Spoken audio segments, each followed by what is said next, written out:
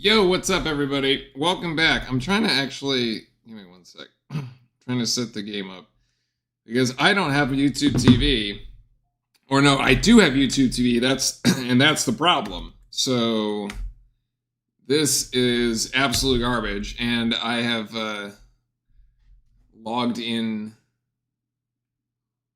Hold on, I'm logged into a using my parents' account here. Let's see.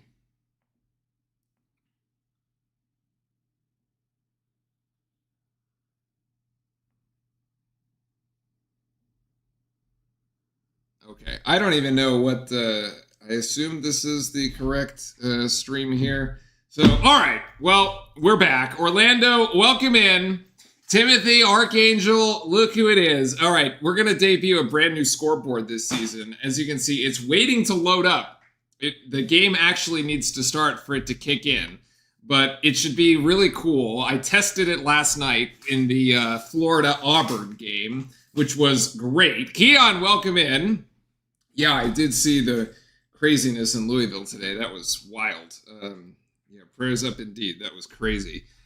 With the aircraft there going off the runway. It wasn't a passenger aircraft, thankfully, but still. What was I saying? Yes, we should have a nifty scoreboard that I believe should work at some point. I was testing it last night with the Florida and the Auburn game and the Arizona game. Sorry, there was also an Auburn game. As soon as the Gamecast and the box score kicks in, it should pick it up, and I don't have to change or update scoreboards anymore at all. So 100% the attention to chat and to the game. I don't need to worry about who got fouled, who, and when, and everything. We should be good. So Keon says, I worked downtown. I could see the smoke filled up the sky. UPS plane had 280,000 pounds of fuel. It's great. I also see some of the aerial images of it, which were just insane. This one. It's like it went off of the. Crazy. This is what Keon's talking about. Incredible. Just absolutely crazy.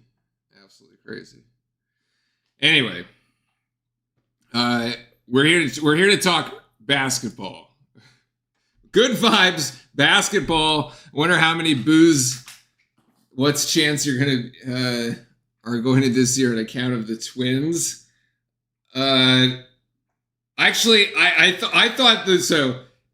Boozer might be like the new, like our new Cooper Flag, right? Like, there's going to be a triple double this season. I don't know when it's going to happen, but there's probably going to be one. We're probably going to see it. So here it is: Duke, Texas. Jon Scheyer has scheduled us a gauntlet this season. Duke are going to face the likes of Texas tonight, Michigan State, Arkansas, Kansas. I'm definitely leaving others anyway, crazy non-conference schedule. We'll get to that whole piece of that, but definitely harder than last season's non-conference schedule. And actually, the ACC is kind of better this season. So anyway, look, I'm excited. I think there's a lot of question marks that we have on how this team is going to perform, as there is in any Duke season. Last year, we knew Flag was the guy. Not only did he sort of rare when you have the freshman play up to the level of expectation, and actually, I thought he exceeded the level of expectation. I think he was just sensational. We'll see if Cam Boozer is the same, has a similar one. 6'9", 250 pounds. I mean, the guy is not built like a freshman. Which would be 6 inches, so half a foot taller than me, and about another 50 pounds. It's ridiculous. I don't the guy's a truck basically. He's done it all. Preseason ACC Rookie of the Year, first team All ACC, all the accolades. I mean, He's 3-time Miss Florida Mr. Basketball, 2-time Gatorade National Player of the Year in 2004 and 2005. He's already won 2 gold medals with the under-16 team in the USA Basketball. I mean, I don't know. I think it's at some point we might have to swap our number 2 jerseys out for a number 12. However, wearing number 2 is Caden Boozer, his brother, 6'4", 205-pound guard. That'll be interesting as well. Obviously, we have, as I think Keon was mentioning in chat, Evans and need more O outside of Evans and Boozer. I mean, Evans is definitely going to be, the growth of Isaiah Evans is going to be an incredibly important part of this. I think last year, and also Caleb Foster, I think last year we didn't kind of see the Caleb Foster that we wanted to see. He was like, didn't get as much playtime off the bench and everything. But we're going to definitely need to, yeah, the Kyle Singler stuff, Keon, was also actually quite sad. We had seen, there had been some, like, I guess, what did I describe them as? Like, just not quite, it's like some disturbing, but some like off-kilter. That was it. That was the word I used. There were some off-kilter social media posts, I think, within the last year, specifically for Kyle Singler. Man, I hope he gets the help that he needs, because something is definitely not right there, and it's just very sad. Yeah. So in any case, mental health is a real thing, gentlemen, mainly out there. I'm sure is that the guys out there with women in their lives know that women have no problem sharing their feelings with them. But for guys, it's not always the same thing. But mental health is a real thing. So if get the help you need, folks. There's always people to talk to out there. And when all else fails, Jesus is there for you. So that's the there's that too. So sounds bipolar and disorder. I hope he gets the help he needs too. He would have been a great asset for us as an assistant. Yeah, that's true. I do sort of wonder if like that was brought up, like bringing him back on as an assistant maybe could have helped, like, structure, get his life together, right? But Cat fan watching the Avalanche and the Lightning. I have to say, my favorite mascot is now Tusky for the Mammoths. I like, it was the Ice Age Bowl earlier this year with the Tusky. It looks like a good mascot, although the blue is a little Carolina blue and is a little close to Carolina blue in my opinion, but it is what it is. So, but anyway, yeah, look, so Texas just a couple things on Texas before we go. Obviously, we'll talk about our guys throughout the entire season, but Texas returning 4 players, 5 transfers, 2 freshmen here. New coach, Sean Miller, coming in here, formerly of Arizona and Xavier fame, replacing Rodney Terry after Terry was fired. Texas did not make the NCAA tournament last year, so it was a bit of a disappointing season for them after having made it before. And Nick Dow, welcome in as well. I mean, Duke and Texas have played before. The most recent one in the 2017 finals of the Phil Knight, the PK80, which I was actually at, but I have to admit, I don't remember anything about that game. So if you ask me, like, well, what happened in 2017, Duke and I have no idea. I remember the one that was an NCAA tournament game that we beat them. For some reason, I remember that more. That was when I was an undergrad at Duke. I want to say it was like 2020. It was like 2010, I think. Yeah, I think that was in 2010 when we beat them. That game I remember more for some reason than the game I was at. I don't even know. In any case, watch Jordan Pope there for Texas, 17.6 points per game, and Traymond Mark as well, as we're now underway here. The 2 Boozer twins, Dame Sarr, Isaiah Evans, and Caleb Foster, your starting 5 for Duke. And so, yeah, here we go. And the scoreboard did fill in, but I have to I got to size it appropriately. And this is going to be a turnover there for Texas as we get things going. Gongba also in the game, by the way. Now, Big 21. I want a big season from Gangba. I thought that his energy off the bench last season was some of the best that we had seen, as Isaiah Evans hoists the first 3 of the season, and no good as they bring that one down, as Texas rather brings that one down, and we just go back on offense. So if I set that at 90%, so that was correct. All right, cool. All right, there we go.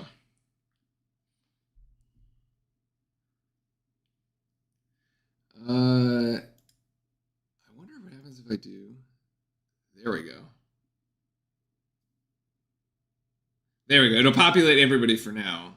And then if Kongwa stays 1 year, he's a first-round pick. I mean, it could be.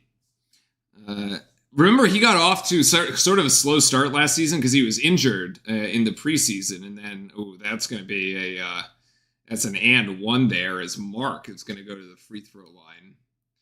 So Big Pat has pretty good footwork. I saw a ton of potential in him. I loved his energy. I thought the rebounding was great too. And he did score. I don't know why we didn't have more Gangba in the NCAA tournament, to be honest. We probably could have used him there.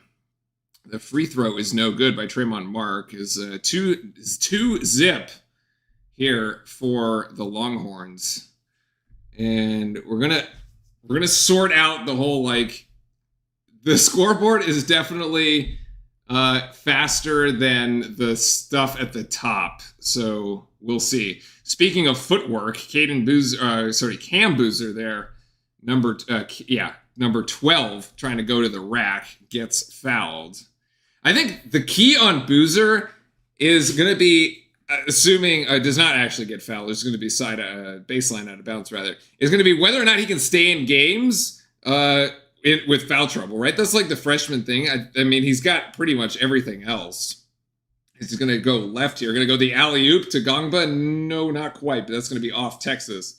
And Duke will baseline out of bounds yet again. It is interesting. I might, sort of thinking, like, I might, like, have to, like, scrape the clock data off the thing too. Ways to expand my own scoreboard here. I like the stuff at the bottom, but as Boozer is going to go for 3. Good compare super booster to Cooper number 12. Yeah, I mean, that is the comparison, right? Everybody's expecting Boozer to be the next Cooper Flag replacement. Flag, by the way, has some very nice NBA highlights. That's going to be a travel again on Tremont Mark. Pup Cam. Where is the pup? The pup is sleeping at the moment. There he is. He's chilling. The pup is chilling. I expect Cam Boozer to be Cam Boozer, which basically means, like, all ACC, like, player of the year, man. Another 3-pointer there. That's no good. Is it Gangba taking a 3 from the outside? I don't know if that's the shot, boys. But okay, I guess for the first of the season. That is maybe deflected by Boozer, but the rebound there to Texas, that should be up and down, or at least a jump ball, but still nothing. No foul call. We're going coast to coast. Dame Sarr! Oh, going off the top of the rack. Can't get it to drop. Dame Sarr from Italy, which I think is hilarious. We got an Italian, guys. We got an Italian. I think it's all. I love this sort of international recruiting that we're finally doing. Played his high school ball in Spain, actually, for Barcelona. Thanks, Jay Billis. I literally just said that. As Dame Sarr misses the first free throw. We actually did very, very well from the free throw line in the second half of the Tennessee game as Malik Brown enters the game, which is amazing to see. And hopefully he can stay healthy throughout this season, because our national title hopes, they're down with his left elbow. The folk is going to be who they is. Yeah, that's true. I mean, it could be better, which is kind of crazy to think. Malik Brown there playing Playing number 8. Oh, that is an elbow. That's an offensive foul. Yeah, offensive foul.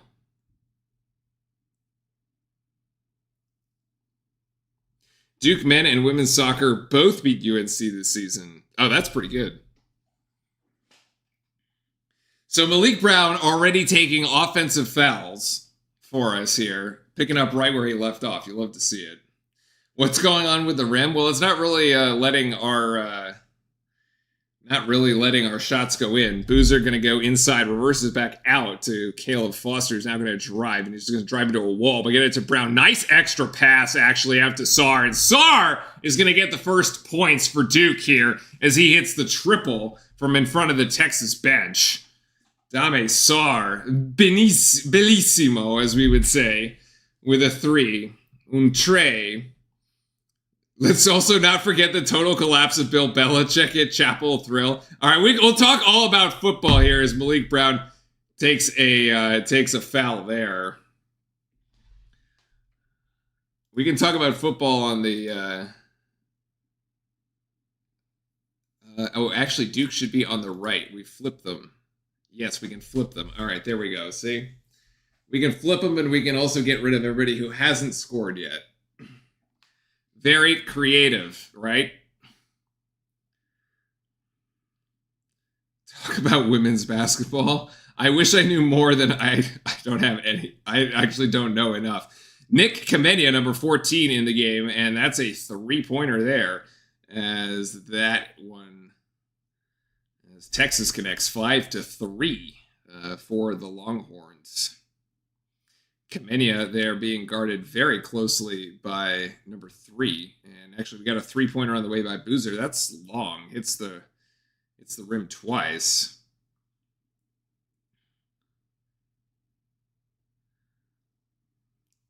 Technical difficulties, but I'm back, says Skylark. Welcome back. I think everybody's having technical difficulties. The whole YouTube TV and Disney dispute is definitely not a great look, let me tell you. And out of the scrum, Dame Sarr comes out with this, and he's going to just charge in there. That's going to be a blocking foul on Texas. Curious why Dylan Swain does not have a number, and I wonder if there is something broken with my.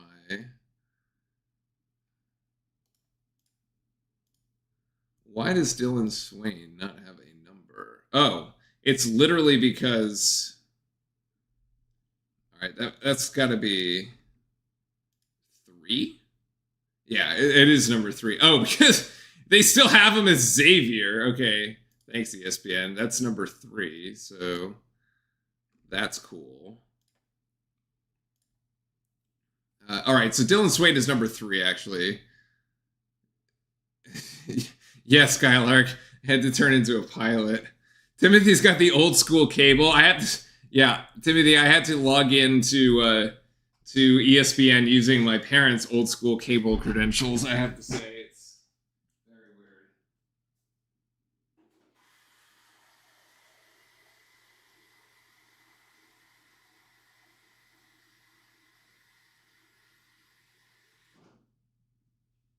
I need to train the dog to go get me water during the breaks. All right, so yeah, we can talk about the football thing. So, look, the whole Bill Belichick situation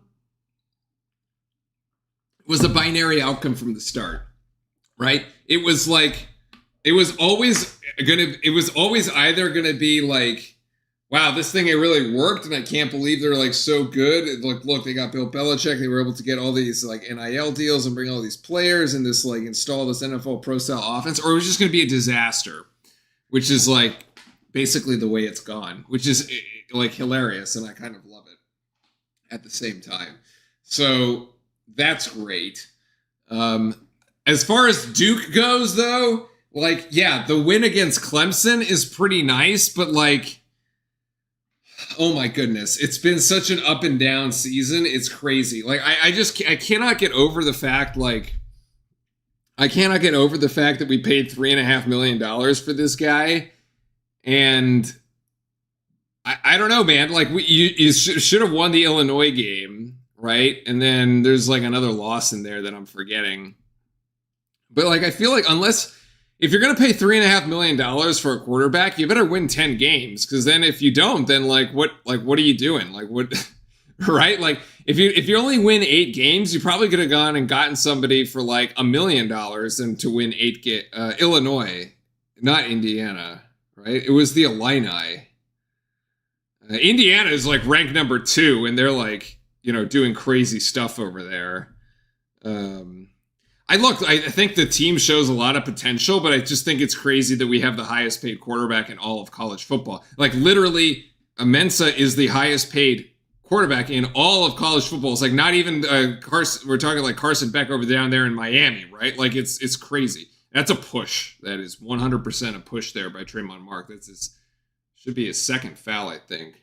Could be his first. Yeah.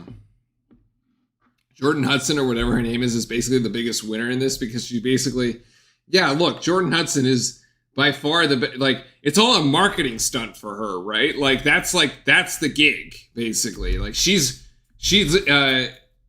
increasing her her clout because look, Bill's old. Like at some point, Bill's gonna kick it. Like hopefully no time soon, but like eventually, right? And like. She's going to be left, and so, like, she's trying to and then she's just going to go find the next old dude or whatever. Like, she's just going to recycle. Definitely do not recommend those type of women, by the way. And Darren Harris is going to cause this turnover, and it's going to go to Duke. Darren Harris, okay, which one of you was the Darren Harris fan in chat last season? Was it Cat fan, or who was the one, or was it Skylar going with the Darren Harris? Almost undercut that Texas player, drew a foul, but still, let's call it. That was basically a tackle. James Franklin could be nice. I don't know if I love our current coach. I'm not sure James Franklin's our answer either. James Franklin. Look, James Franklin is still going to be paid until the next 5 years or something insane. Like the dude doesn't need to coach. He just retire, man. It's crazy. Boozer looking for his first point. It's going to drive right. Ooh, just too strong. Trying to get in with the layup. The glass denies him there. And it's going to be another 3-pointer. But no, that's not Swain. That one's number 7 who actually didn't score. So I've now figured out the issue with my scoreboard is that I don't have the other numbers. So I have to figure out how to do that. That is well defended, I guess, by Caden there. And Kamenia going to go for 3. Oh, that looked good. Kamenia almost had his first 3-pointers. Malik Brown going to reverse it out and almost a backcourt violation. Actually, yeah, backcourt violation over and back. Yeah. Yes, another version of a gold digger. Exactly, Tim. The Irish is kind of scary in soccer, but the Duke has gone full throttle, even beaten UNC, but lost to Wake. So turnover for Duke, and it's 5-3 as both teams still trying to figure out how to play basketball. Isaiah Evans going to return here. And is number 7 there for, Wilcher. Okay, Simeon Wilcher. All right, there we go. The problem is if I don't hide the people that aren't part of it, there's too many of them. Although, I assume it's going to sort by... No, it doesn't actually. It sorts by number. It doesn't sort by, Maybe I can get it to sort by, points. And then... non-zero. Anyway, I got to think of a... There was also, a last play thing here that I had. For some reason, it's not working. You got Duke 78-72. Yeah, I actually think it's probably, at this rate, it's probably lower. I don't know if we're making it to the 70s. And the putback there for Texas. Swain there with another one. He's got 3 at the moment as we go. No, he's got 5 as we go 7-3. Evans going to hoist 3. Evans, yes. Isaiah Evans from the outside, and he gets going. The way they score, we're getting fortunate if we get 60. I mean, we're opening it up. Oh, that's almost a steal. 7-6 here as Isaiah Evans has gotten his first three. Nice.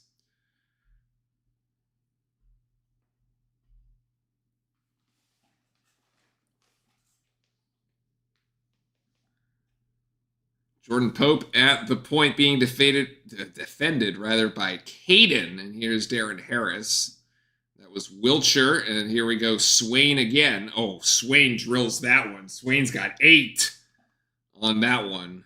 I thought that was a 3. Yeah, that was a 3. 10-6. Kamenian just needs to take that to the rack. Actually, no, he finds the cutting Gungba for the better pass. Nice assist there by Nick Kamenia. I think Kamenia is such an interesting character. Out of Harvard, Westlake, West Coast kid, 4-star, 5-star? I have my notes here somewhere. I'll put them up during the break. But, like, definitely one of those that you could be like, if this kid starts, like, producing, we'd be in, like, definitely really good shape. That's another one for Swain, is he got 12. No, he's got 10. Swain has 10 out of Texas's 12 points here, and we've played 8 minutes of ball. Oh my gosh. Isaiah Evans. Oh, gets the soft roll!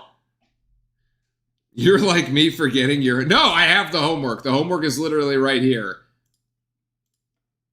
I spent all of Sunday afternoon while I had the Red Zone channel up looking at these, but Dylan Swain, the Xavier transfer, okay, he only averages 11 points per game, and he's got 10 in 8 minutes. So I do think it's interesting that, like, yeah, Sean Miller basically, like, called up his old schools and was like, hey guys, like, I'm going to Texas, you want to come play? Like, from Arizona and Xavier. He, like, took some kids here from Xavier, like Dylan Swain. He led Xavier in steals, by the way, 1.5 per game. Second in rebounds at 5.5. He's only got one of those, as you can see there on the scoreboard. But, yeah, averaging 11 points per game. He seems to be the man here. I mean, the one that you would expect, Jordan Pope was the one we were expecting to score this transfer from Oregon State, averaging around 17.6 points per game. All right, he led that team in steals at 35. But for now, he's got 0 points and 1 rebound. So, in any case, not really going the way that we would expect. But, yeah, Isaiah Evans here keeping us afloat early with 6. And the Boozer twins actually don't have any points or any rebounds. That is kind of weird. Though I do wonder. Actually, yeah, they don't. Yeah, no, nothing. I gotta say, hiding the ones there. How about the Steelers defense this week? The Steelers defense actually was very good. I almost lost my fantasy game because of the Steelers. All right, my opponent had Jaylen Warren, and I like, it was so silly. Like, the Steelers just got to, like, the 1 yard, like, they just, like, let him run it in, like, he had 35 yards of offense. Like, if it wasn't for, like, 2 touchdowns that he scored, he would have had, like, 5 fantasy points, and the dude, or, like, 3 fantasy points, and the dude ends up with, like, 2 touchdowns worth from the 1 yard line. I'm like, oh my God. But, yeah, no, my match this week came down to Trey McBride. Had to have less than 17 points on Monday Night Football. The Cardinals against the Cowboys. It's a good thing I couldn't watch because my blood pressure would have been, like, through the freaking roof. He ended with 16.5, so I ended up winning. That was crazy. This is our other tall guy, number 15. Yeah, so the other tall guy, the 6'11 center, Ufochukwu, yeah, otherwise known by the very affectionate name, the UFO, UFO. I'm going to just go with the UFO, the alien. Incoming transfer from Rice, actually originally from Nigeria, although didn't actually get much uses in Rice. I was expecting him to have a lot more playing time at Rice. When I looked back at the stats, there really wasn't anything. He did not play the Tennessee exhibition. I'm not sure exactly what the plan is with him, other than he is a tree in the forest of Duke big men.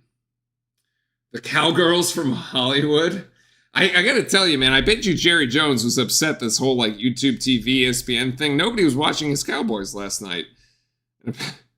So, yeah, all right. Texas to inbound here from the sideline as we come out of the under 12 timeout. Texas almost turns it over again. And you saw that they were flashing the rebounding stat there. Texas 14 rebounds to 6 right now for Duke.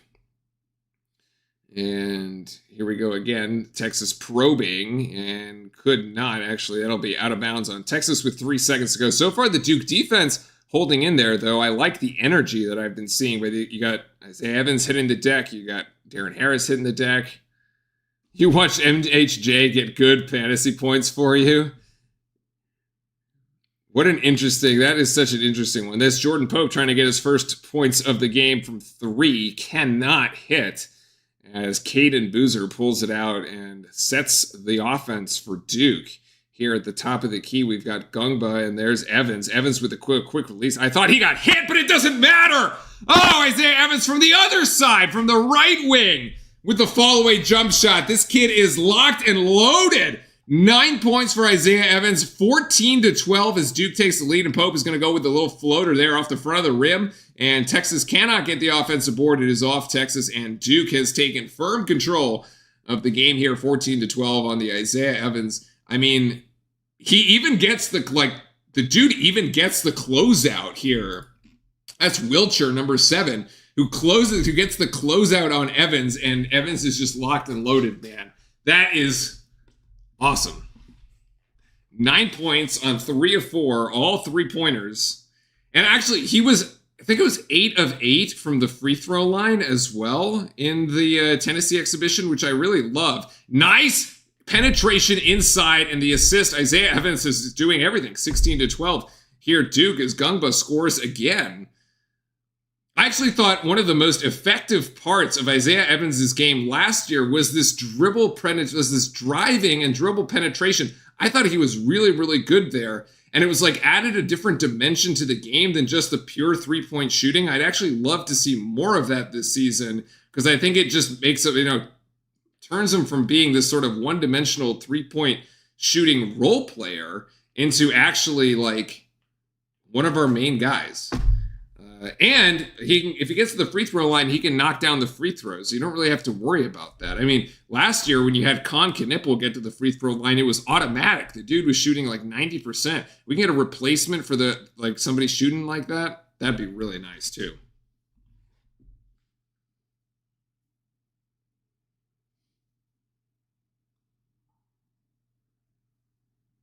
If Dick Vitale still had his high-pitched voice, he would be all over Isaiah Evans. I think he's still all over Isaiah Evans, although he can't call him a diaper dandy.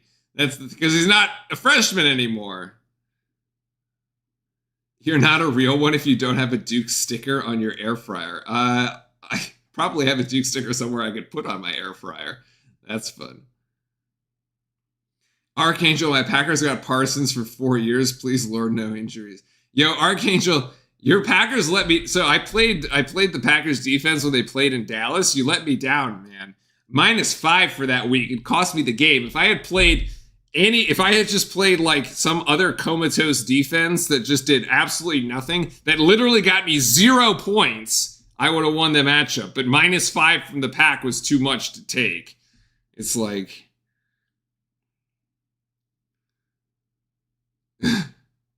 I have a Duke sticker on my car. I had a Duke sticker on my computer. Actually, no, the computer I have that has the Duke sticker is at my parents' place. I've got the Duke sticker on my phone case. There you go. I'm a Bengals fan, so it's hard to have faith in my team this year, says Skylark. Yeah, but who needs Joe Burrow when you have Joe Flacco? Am I right? Yeah. Tame Sarr dribbling in. I thought he had another one in the paint, but no, Isaiah Evans has one. Another 3-pointer. Slim is on a roll. 12 points on 4 or 5. This is like the Auburn game from last year, but that's a travel, my friends. Going the other way, another turnover. I guess I should put team stats. I should find a... Okay, I'm going to take notes here. We're going to add turnovers to the team stats to the team stats chart. I'll have that ready for Friday. Yeah. 11-2 run here for the Blue Devils. Gongba, oh, he was looking for Cam, but Gongba's going to take it himself. Nice finish with the right hand. He was looking for the alley-oop as Duke has opened a 7-point advantage here for Texas. I think the coach's challenge, I agree. The coach's challenge was 100% necessary. I'm glad they finally did it. And that's going to be another turnover here by Texas, and that's a steal by Duke. Isaiah Evans going to get credited for that one, I think, as Gongba's going to go inside, and yeah, that's going to be an easy lay-in. Nicely done. 9-point advantage here as Gongba returns the favor. And I think that was Cam Boozer there that gets the score.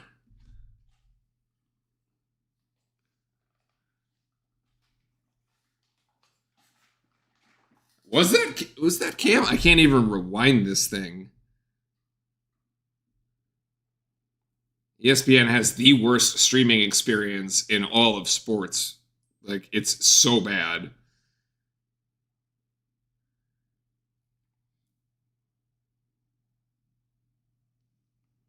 Yes, they do have no, yeah, it was Isaiah Evans that scored that lay-in there. Yeah. Yes, they do have the coach's challenge in college. You have to have a timeout in order to use it, though. So there is that part, but whoops.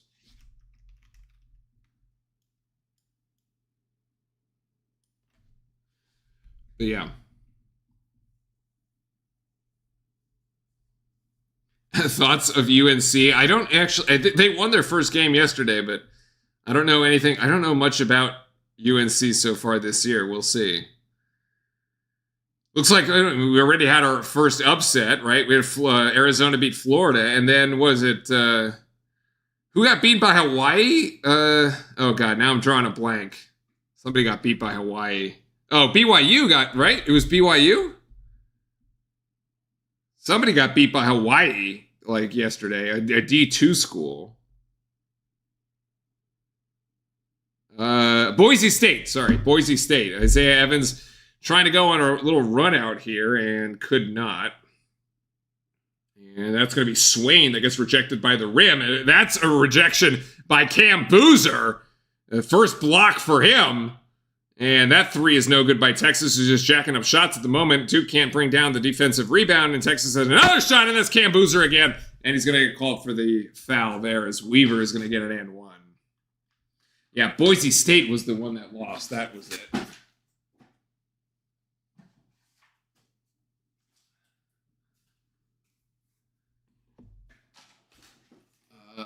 All right, writing notes. Add turnovers. Turnovers to team stats. Okay, we can do that. Trimble and Caleb Wilson would be as important ones to watch out for. Oh, Seth Trimble is still at UNC?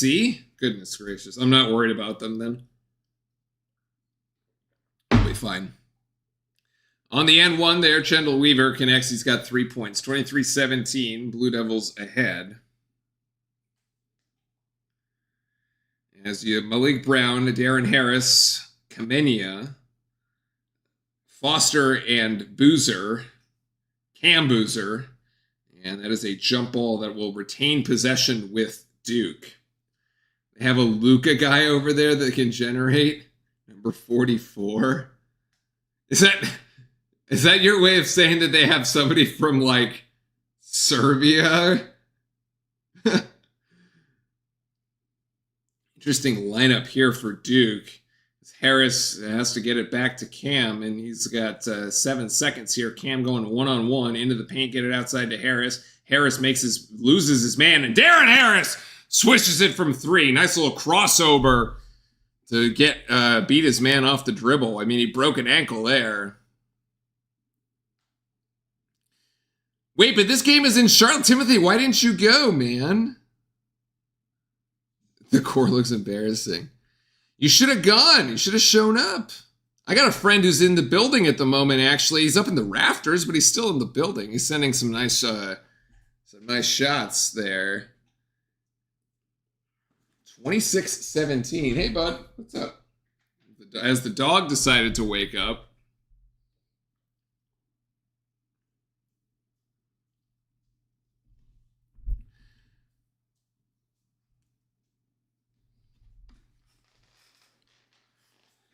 What else we got?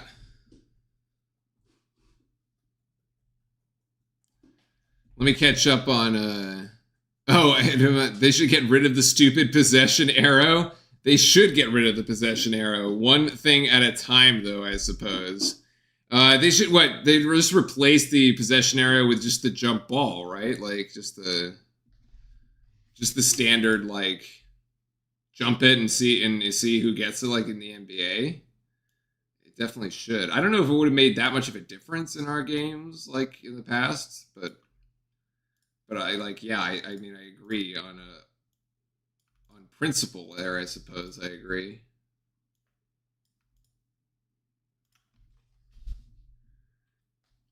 So, Chad, do we like dark mode or light mode? Oh, that isn't even really light mode. It's like gray. I think we're just going to stick with dark mode. Boozer isn't doing as well as I thought. I mean, it's early, folks. It's early. It's the first game of the season. I would not worry about it. Look, the question is this season is always going to be like it's kind of always like who's number 3 on Duke. Like, you know, last year we had Proctor. It was the Con Kneppel and like the Cooper Flag show, right? Like those two guys doing their thing, and then. But yeah, and then like for the other, and then it was like, I don't know, Isaiah Evans if it was the Auburn game, that was crazy. Tyrese Proctor usually. Sion James also could play, obviously. And then, yeah, our big guy, Malawach, right?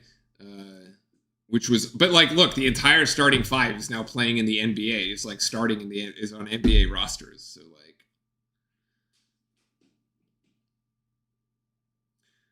Isaiah Evans, Cam Boozer, and maybe Darren Harris. I think Gungba's got to be big, man. We really, really need Gungba to be big. He's got to be like an 8 to 10, 8 to 12 kind of points per night kind of guy. Sarr, I think is the other one. Actually, I think Sarr could be the sort of the dark horse that kind of like, you know, goes up and like really like the development throughout the year. We really see something especially towards the end. But like Sarr, I think could be the one. I mean, Malik Brown obviously defensively is a force, right? I can't ignore that. But and then yeah, 14 like Kemenia is a super interesting one too. Like I think he's got more opportunity than just like a role player. Like I think the kid has like talent here. Yeah, number 4 out of the state of California. Dude, he's got back-to-back state championships. Like, clearly the guy can play. And we got Caleb Foster there with a foul on the 3-point shot. I think that's Swain. Oh, no, sorry. It was Darren Harris that got the foul. I think Texas is going to go to the free throw line for 3.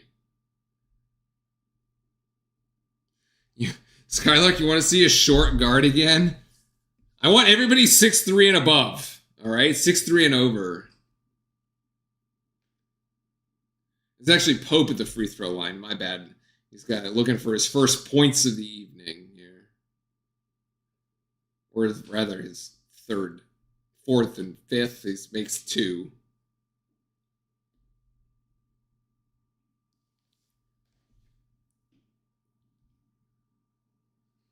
Curious. Sometimes the GameCast updates faster than the scoreboard. That's an interesting one.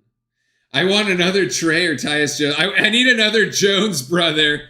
That one I can get behind. Who's the tall? Oh, the tall. Oh, yeah. I know who the one you're talking about. It was just committed earlier this week. I think I posted it in the Discord, didn't I? I definitely did post in the Discord about that one. Where is it? Oh wait, no. Cat Fan posted in the Discord. Yeah. Maxime Meyer. There you go. 7-footer. Reminds me of that Stanford dude who actually played very well against this. Oh my gosh, Malik Brown just threw it in the front row. He was trying to get it to Cam Boozer. Malik, I see what you were trying to do there. Good idea, poor execution. Good idea, poorly executed.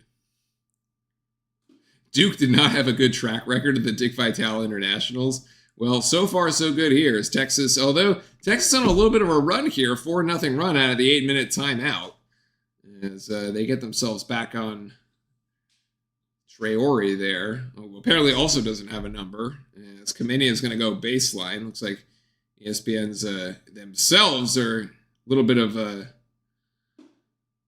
early season technical difficulties for the ESPN, as Malik Brown will go for the and one. Actually, give the assist to Nick.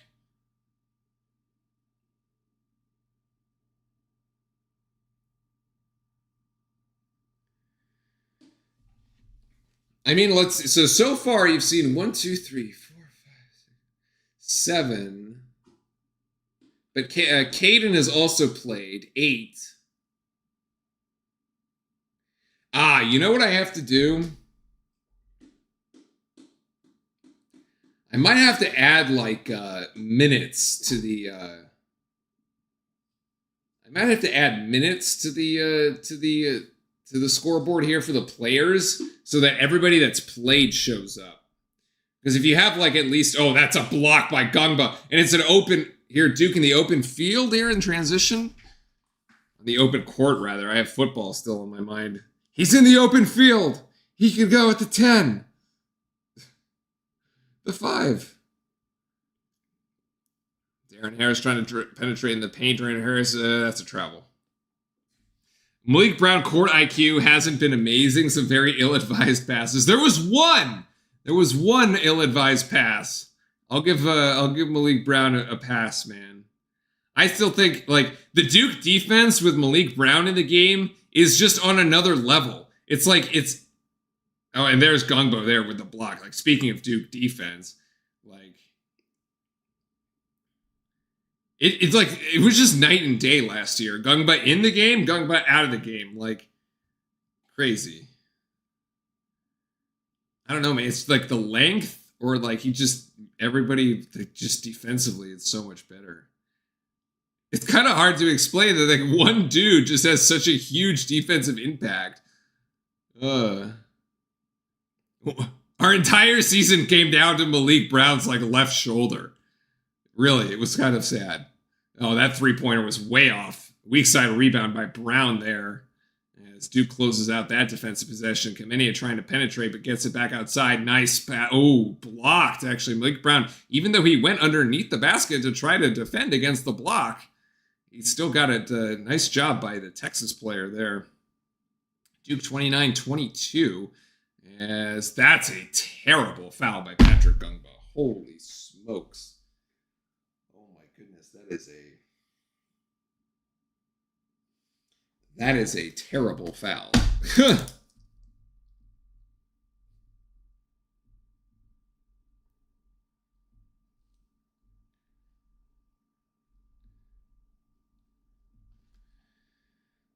Wow.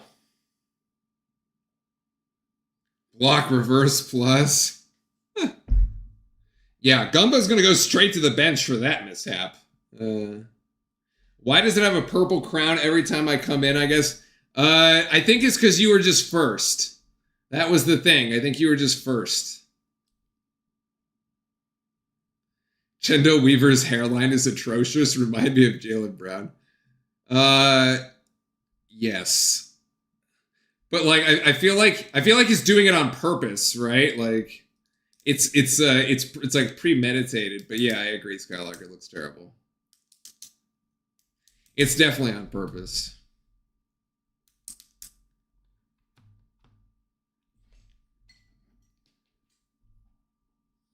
Caden inbounding here is Malik Brown, Nick, Cam and Cam and Caden both in. And that'll be a turnover on Duke. I don't actually know what the turnover stat is at the moment.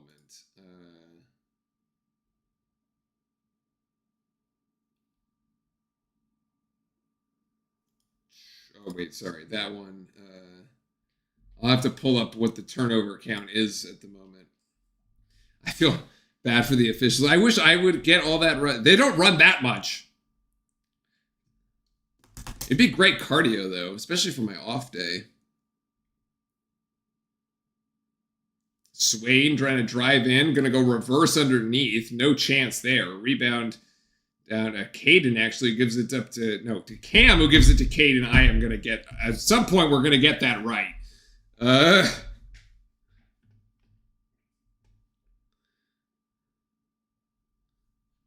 It doesn't help that both of them have a 2 on their jersey. And I thought Cam, for some reason I thought Cam was 2. It's replacing, is like, we just had like the star player always wearing 2. Just like Flag or Cam, just like replace, just to have your star player with 2. Just make it real easy.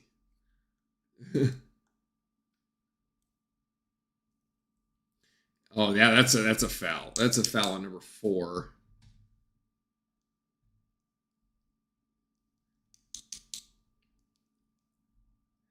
Yeah, Skylark, we had that like 4-minute spurt, and like now it's gotten back into like kind of sloppy mode. So Cam is going to go to the free throw line here. So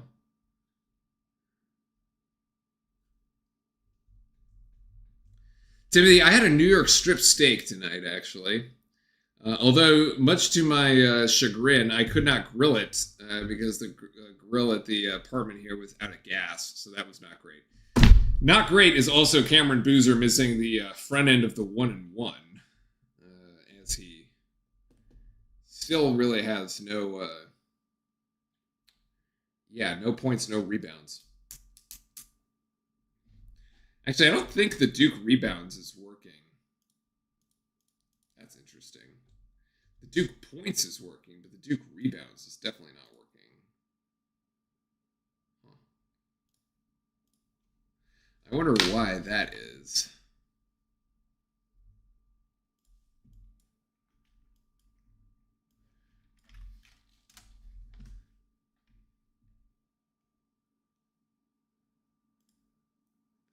I'm gonna have to fix that somehow.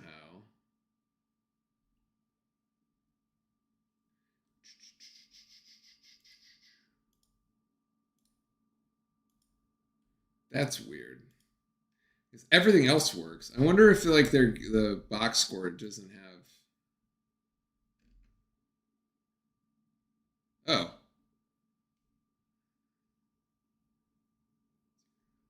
No, it definitely does have rebounding. Why Duke does not have it, I don't know. I'm gonna have to investigate that. Skylark dressed up as someone from Naruto. That's pretty cool. I did not dress up. I did go out with a friend though, and their kids. That was cool. I used the time to walk the dog, which was perfect for me. Hold on.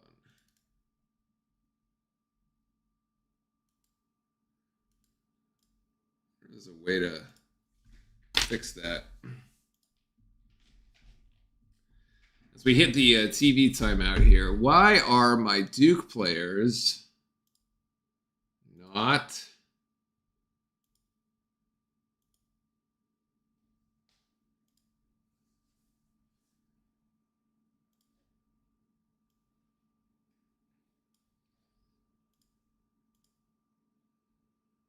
That doesn't mess it up. Okay.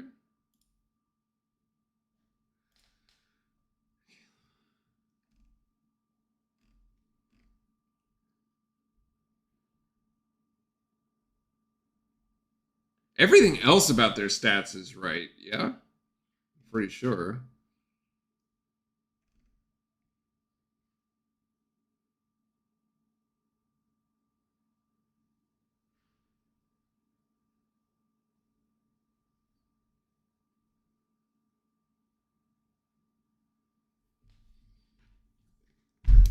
So, Cat Fan, are you doing fantasy hockey as well?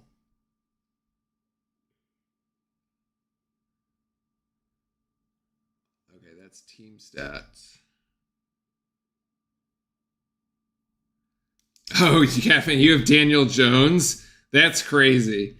Man, I have to admit, I have been a Daniel Jones hater for a long time, and he's actually doing very well this season. Good for him. He's actually doing very well.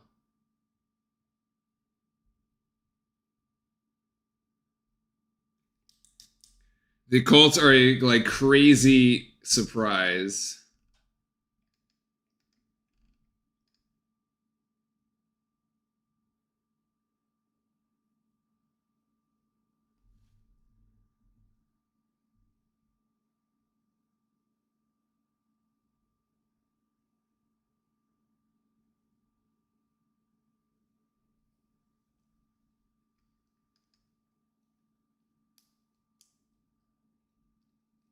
Until this weekend when we took Danny to the woodshed, as the Steelers did. Truth. Either those like deer in the headlights, Daniel Jones. That's a mean reversion.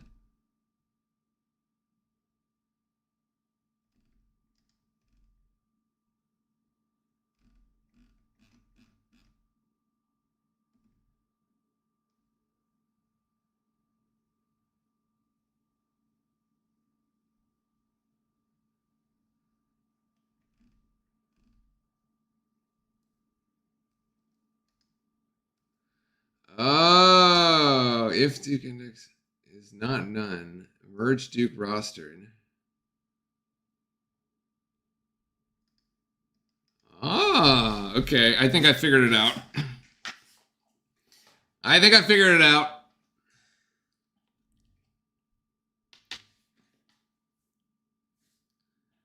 All right, Duke by 4 at the under 4 timeout here.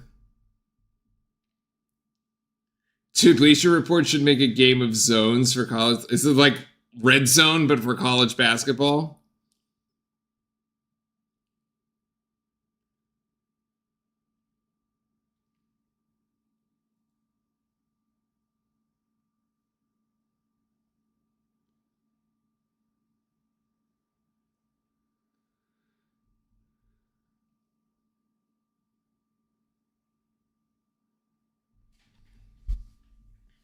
Yeah, so I mean, Texas has really gotten themselves back into this thing. We got a lane violation. Oh my god, the dude missed a free throw, and we lane violation. We lane violated for that. Come on, man. This is. Oh my gosh, we're gonna give him an extra one. That was the front end of a 1-and-1 too. Gross. And now you're gonna make it. Oh yeah, that is not good.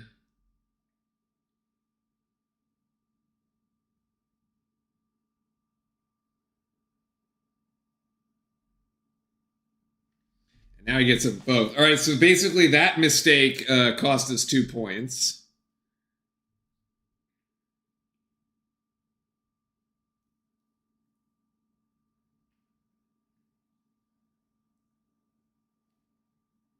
What are we?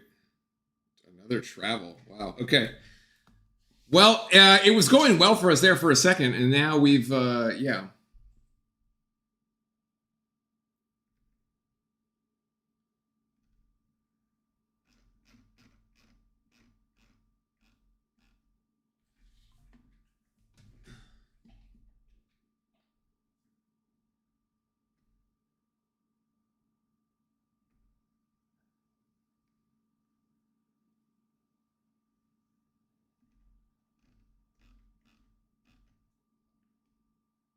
So wait, that was a travel there that they didn't call. He definitely slid the pivot foot, but it's going to be a turnover anyway.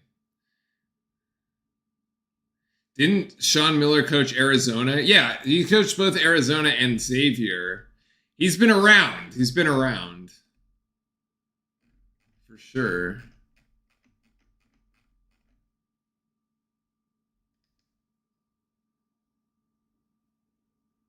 Number 3 for both teams are the leading scorers. Although both of them have kind of gone quiet here for a while. Swain with 10. Evans with 14. And this is Caden there. Oh, nice tap back there by Gungba on the offensive board. Evans is back in the game. He's going to start to drive. He's going to get stripped, actually. That'll be a foul on... Well, they're going to call that on 23, would be my guess.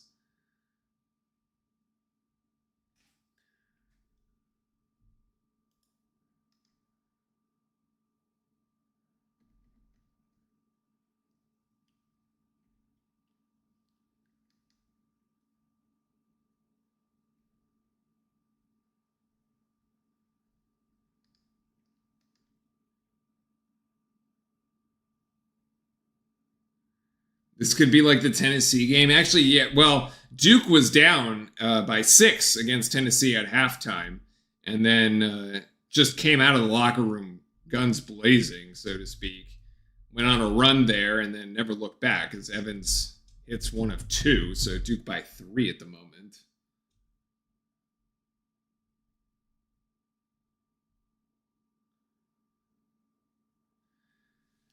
As the game has tightened up here a little bit. We were all very excited there for a while, and then Texas got themselves back in it as Duke went cold for a little bit.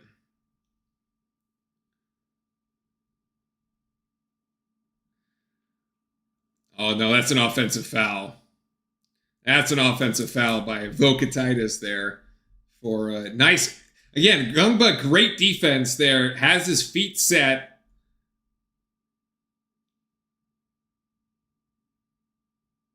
Is he not in the restricted area?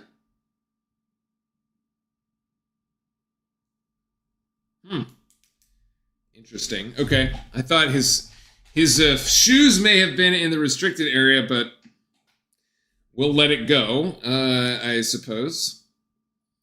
Caleb Foster going to drive right. Oh, that was blocked by Vokatitis there, and now Foster gets a silly foul called against him. That was a frustration foul. Cold streaks killed Duke, man, in important games.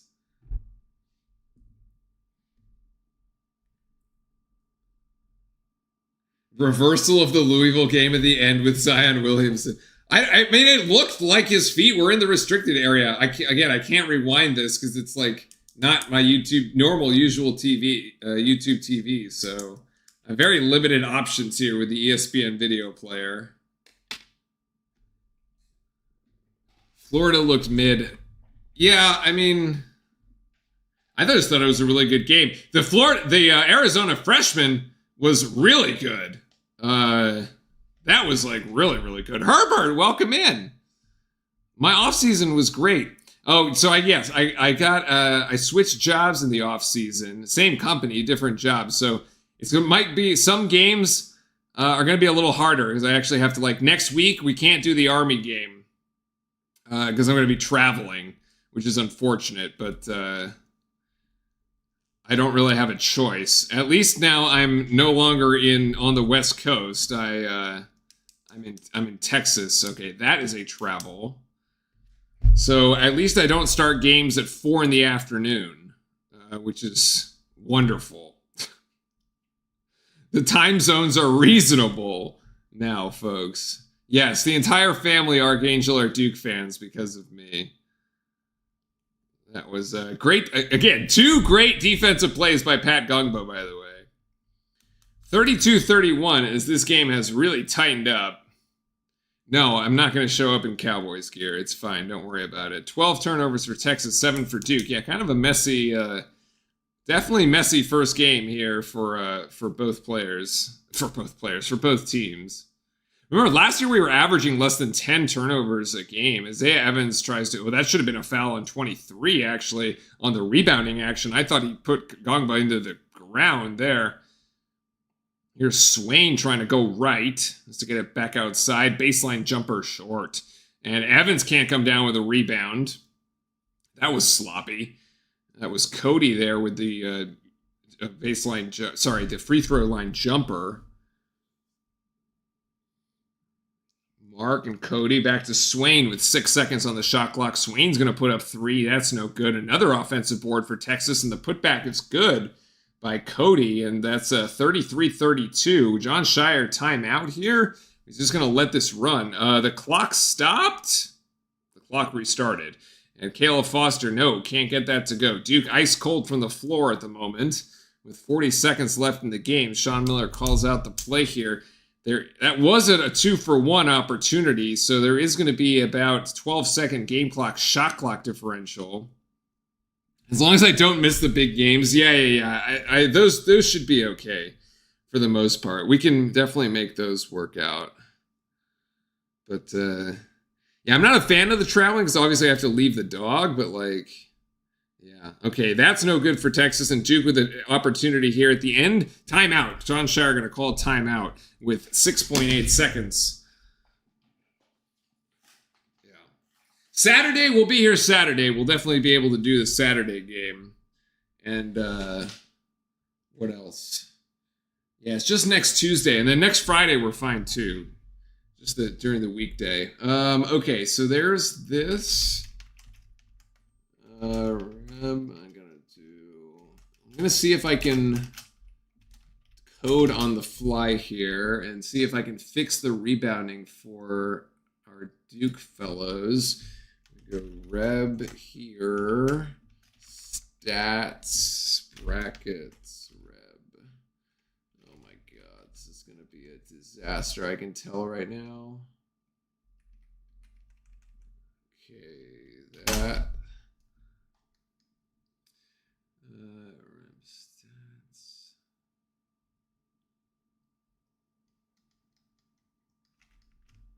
That's good there.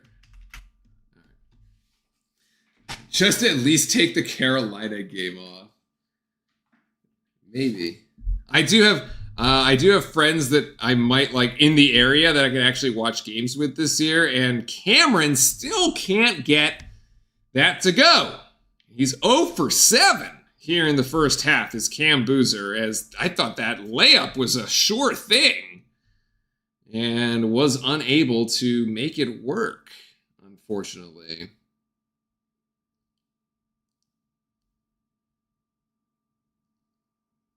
And Gungba going to go for 3. That is short, so Duke is going to take a 1-point deficit into the locker room after leading by as many as 9. Boy, that would be... That's not great. All right, so let's try to fix this.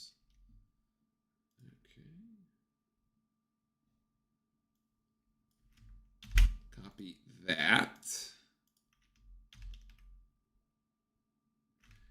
Terminate that. All right, chat. This is either going to be a spectacular. This is either going to work spectacularly or be a complete disaster. Initiate that. Initiate that. 500 error. Okay. Yeah. It is spectacular disaster.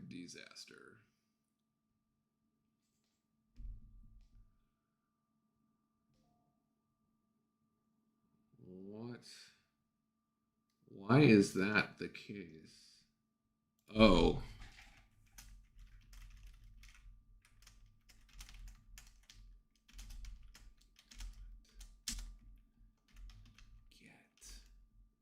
Here, this is it.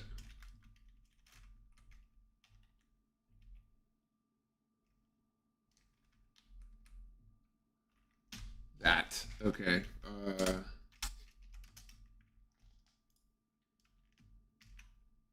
Okay, that one.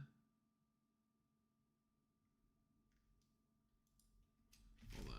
I'm gonna give this one more shot, and then I'm going to undo everything, and I will fix it later. Okay.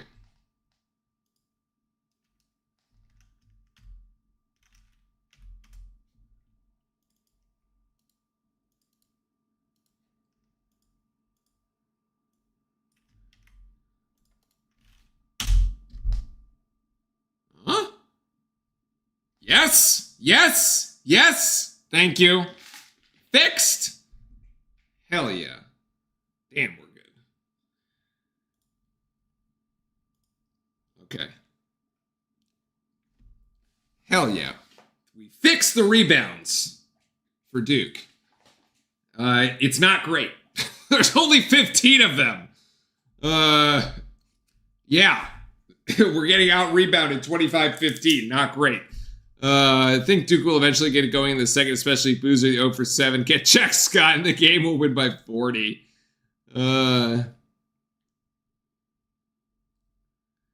Yeah, okay, so this is why I love AI. AI wrote the entire scoreboard. Now, it wasn't all accurate. Like, I still had to, like, sort of, like, it wrote it, and then I had to ask it to fix it. And then I had to customize it from there. So, like, I can't not know any coding. I at least know how to, like, fix what it gave me.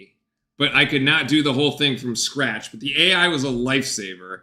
It's kind of a fun project. Just like, I work with a lot of software devs, but like I never get to do any of the software development, obviously, because I'm not a coder. But I actually got to like do what we call vibe coding, which was very exciting for me. I finally got to do some vibe coding. I heard it was all the rage. I had to like check it out. And so finally, I found a good excuse to vibe code. And I figured it was a non-production systems. Okay, so let's see screen capture. What do we got? That's the wrong screen, boys. All right, that's the wrong screen. Screen 1, please. Thank you. All right, brilliant. Okay, so what do we got for the stats? Let's see. So what's going on here? When was the last time we scored, actually? I feel like it's been a while. Let's see. Okay. Actually, you know what? Let's do, these ads are annoying, so let's get rid of them.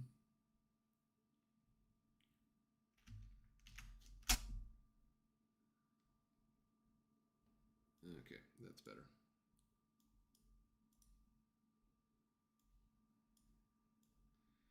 This is a lot better. I don't like the light mode scenario, but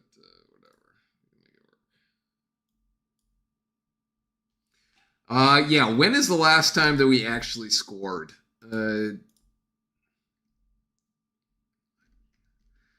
3-point miss, 3-point jumper, miss the layup.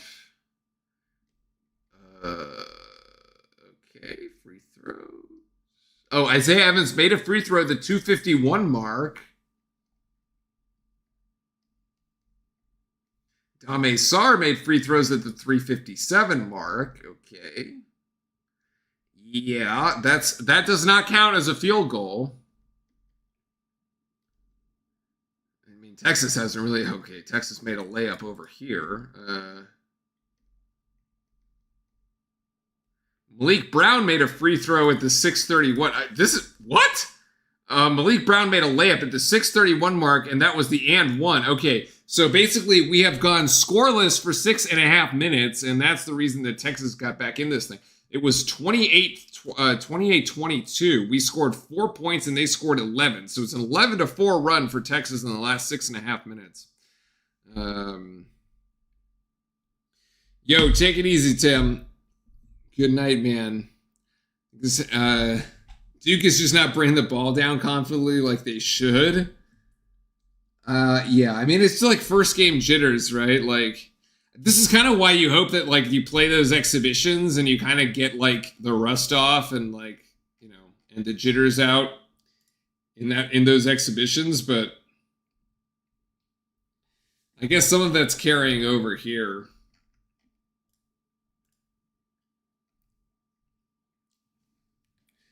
But yeah, like the team stats, I mean, both teams shooting pretty poorly. This 11 of 22 is not great. And we got off to such a hot start.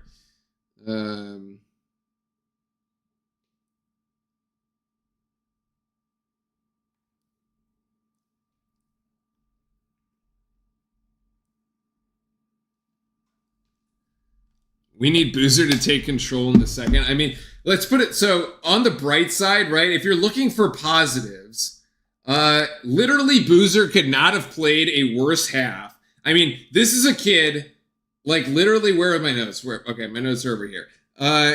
He just came off a 20, like, what was it? 23 points? 24 point, 23 rebound.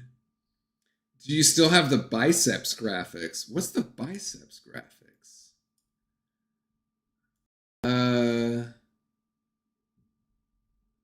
wonder what are the biceps graphics? I have to think about those. But yeah, look, he had 24 points and 23 rebounds in this exhibition, 6 assists, 2 blocks, and 2 steals. Okay, 0 points, 3 rebounds, 0 assists, 3 steals. They're just kind of crazy. He's got 3 steals, but 0 for 7. No, the great graphics. I don't know what we're referring to. Great ones. Maybe.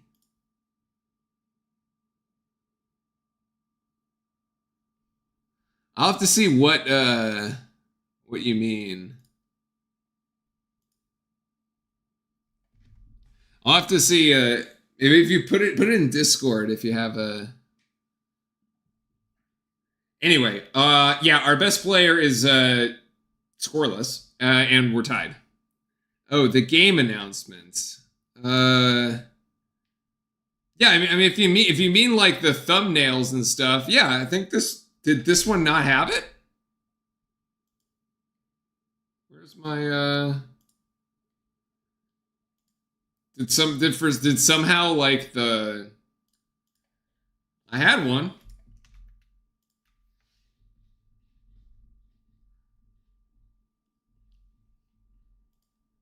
Thought I did at least. Yeah, it was on there. Oh, just found this. Yeah, there was there was a thumbnail for this one. It was like kind of hard to make, honestly. ChatGPT keeps changing the models on me, and like GPT-5 is great, but like I don't know, I don't like the natural art style of it. Like it was a little hard to get the AI to do like what I wanted. The old school DALL-E GPT was like really clutch. It always came out in like the style that I wanted. It was like always it looked really good. Now I have to like try it a couple times, but to be fair, like it's really fast. Like it creates those images in minutes. It's crazy.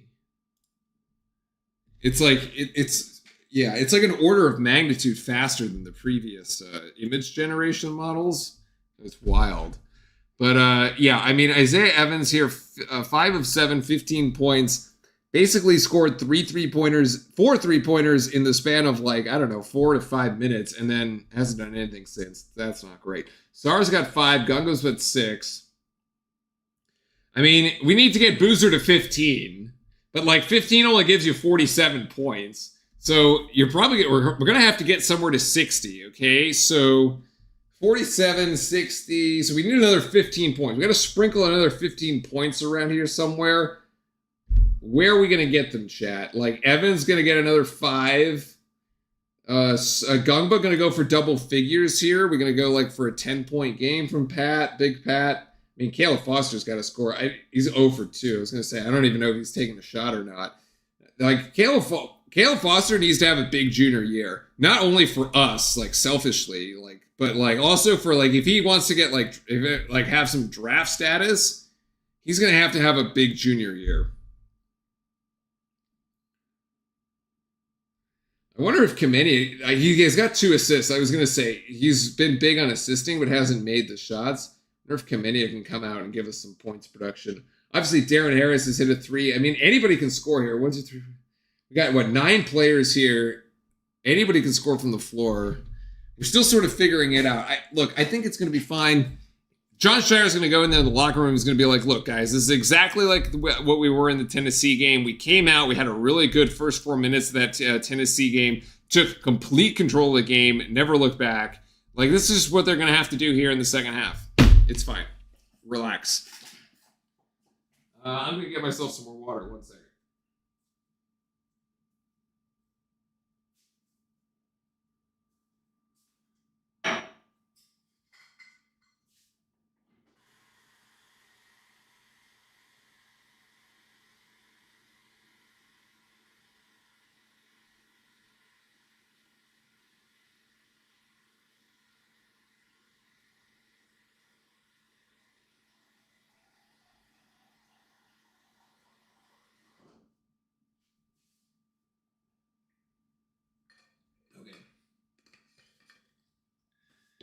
So what else do you guys want from the scoreboard, by the way? Because I had originally... I thought I had put a... it's supposed to have like a banner for like the last play. Like whatever the last play-by-play was. But I don't know why that's not working. And I can literally see it, but I don't... I wonder if it's literally because it's not in this...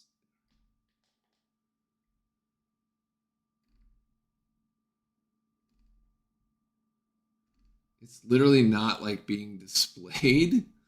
Where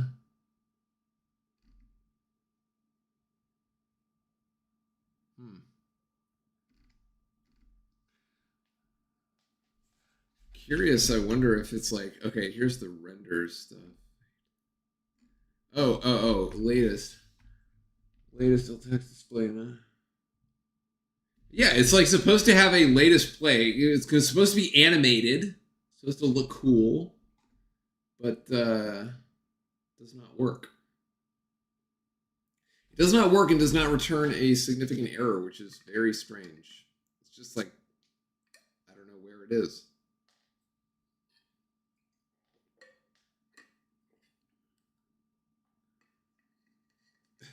Skylark has us losing in the Dean Dome. Maybe we split them. I don't know if we... Wait, it was a 3x sweep last... It was a full sweep, wasn't it, last year? 3? Certainly 2, right? Or I'm like selectively forgetting that we like lost or something to them.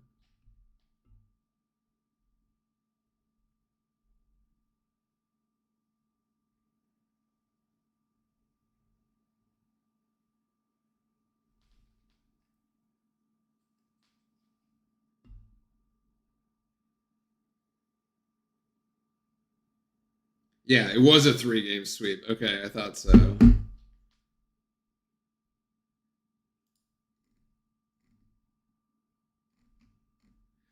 right, I gotta fix the last play bar.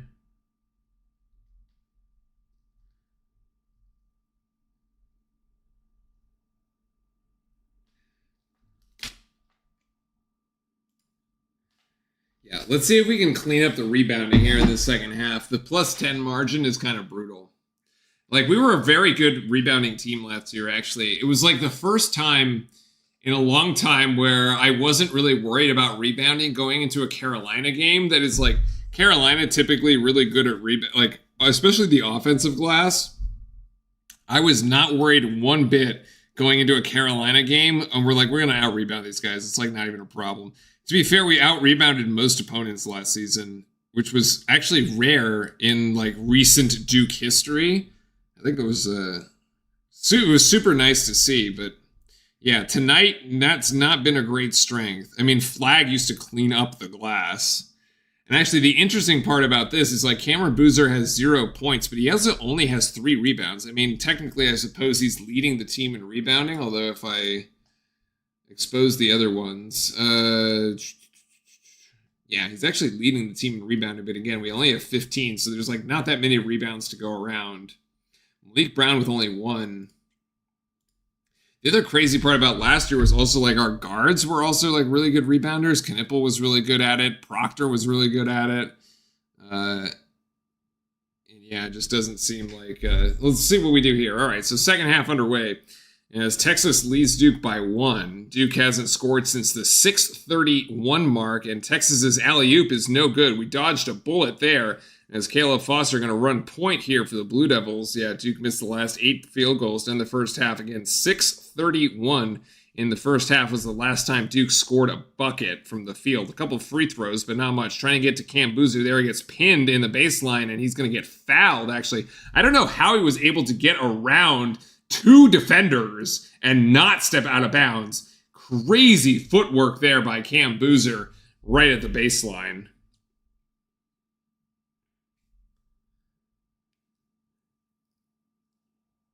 As Boozer will step to the free throw line here. Cameron was pretty good in the Tennessee game, makes the first. So hopefully, if he sees that one go through, he's kind of get himself going here. So like, what's the first play of the half going to be? Feed Cam Boozer, get him involved, get him to see one go through the net. Try to get your best player going. 34-33 Duke. Here after the 2 free throws now, Duke 6 of 10. It's actually 20 of 20 in the second half against Tennessee. Ended the game 26 of 28. This long three-pointer is no good by Texas, and Boozer there with a rebound. And now out in transition, Boozer going to go ahead to Sarr. Sarr's going to pull up way short, actually. Gongba comes down with it. No, Dame Sarr trying to come down with it. And actually, it's Texas. It's Weaver that comes down with it. And Texas now in the Duke front court. Lot of bodying down low for Gongba there, and Volokaitis as going back and forth here. Volokaitis, that should be another offensive foul, actually. But you can give him the chicken wing, but he can't get it to drop. The layup, no good for Volokaitis. And there's Caleb Foster. Reverse the ball. Get it back outside. Gongba as Evans comes up late. I don't know where Evans was. Foster going in. Oh my gosh, you should have just taken it. And Boozer will go instead. Boozer gets the dunk to go down. As Foster gets the assist. And Boozer with 4 here. Why is the shot clock a circle? I don't know. It's true. It's the entire clock is a circle. They're going with a different, slightly different here. It's usually a square. Mark trying to drive there. Going back to Weaver. And this is going to be Cody. Cody for 3, no. And Duke can't come down with the long rebound. So Texas gets another shot at it. Volokaitis on Gongba. They're going to isolate him here. He's going to try to get a pass. No, he's just going to try to go himself. Offensive board Texas. And we have a foul. Foul against Duke. We were on a little bit of a roll there. This foul is not... I mean, Boozer got fouled. He got hit when he went up, too. That should have been a foul of Volokaitis. That should have been an and one. Look, Big Pat has been holding his own down here. He's working hard. Texas for 2 shots. Cody missed the first. That was a shank.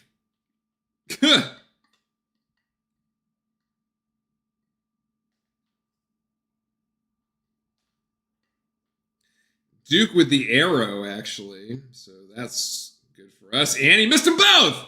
Oh, okay, so Texas comes up empty. As Texas has yet to score. Duke on a little 4-0 mini run has put itself ahead by 3. Sarr looking for options here as Boozer comes to get it above the 3-point line. And now it's Boozer. He's got a mismatch, and he almost dribbles it off his foot, and that's a foul. That's a foul on Jordan Pope, who was trying to plead his case, saying he tipped the ball, but the ref is having none of it. It'll be side out of bounds. Carlos Boozer's spear is sharp as ever. Yes, it is. Okay, this whole NCAA tournament bid where they're giving the SEC another 14 bids, man, so dumb, by the way. Can we just talk about it for a second? How after the first, it was literally the first round and half the SEC teams were gone, man. It was I really do not, I would rather see more mid-majors have a chance than the middle of the SEC slop, man. It's that middle of the conference. No, beautiful pass, by the way, by Boozer. What vision to go to Gongba here as Gongba has to get 8 assists to Boozer. By the way, the whole get all these teams from the SEC in, total garbage. Total garbage. There's other words for it, but I'll refrain. I mean, it's just so bad. It's just embarrassing is what it is. Oh, that's a beautiful steal by Sarr. He had the whole thing. Oh, and he missed the dunk. Oh, my goodness. What? Mamma mia, che successo? Oh, my goodness.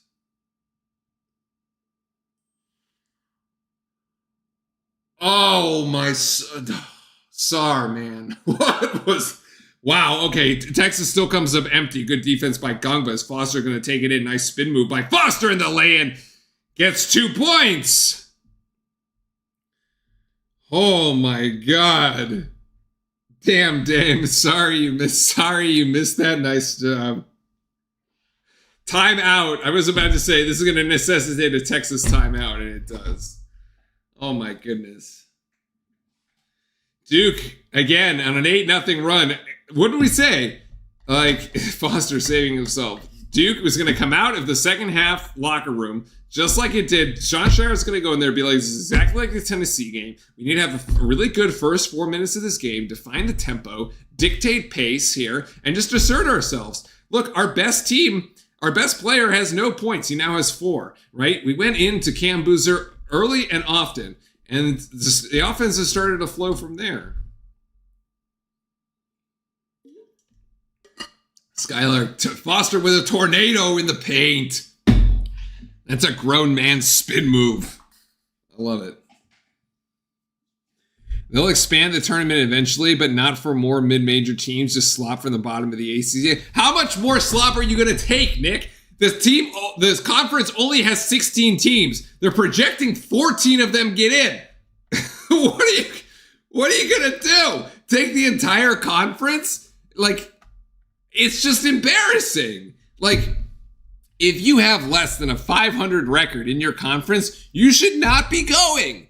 It's just bad. It's just bad basketball. Like, if anything, actually, maybe it gives, like, the SEC, like, the mid-major teams somebody to beat. I mean, maybe, right?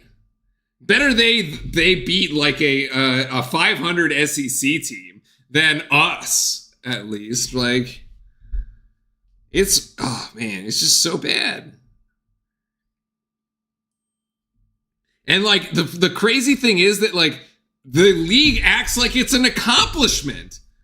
And they're like, they're proud of it. Oh, we got 14 teams in. What? No!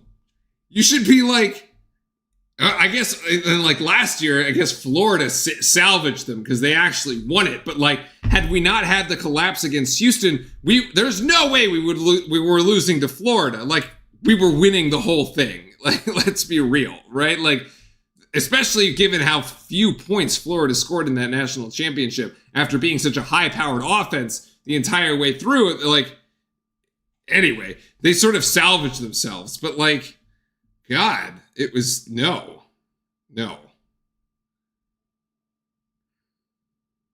What was it? They beat Tennessee, right? It was like another SEC team in the Final Four. Was it Tennessee? No, it was Auburn. It was Auburn in Florida. They beat Auburn. But like, oh God. So like, fine. You like, yes, you got 2 teams in the Final Four, but like, arguably Florida and Auburn were your best teams in the conference. Like, duh. Duh, they were there at the end. They were the best ones. Herbert, happy birthday. 64th birthday, man. I gotta say, I hope I make it to 64. Knock on wood, man. Is that Dame Sarr driving in? Sarr drives in. The layup is no good. We got a push here. And that'll be we'll go to timeout, actually. Georgia was also horrible. It's just bad, man. Yeah.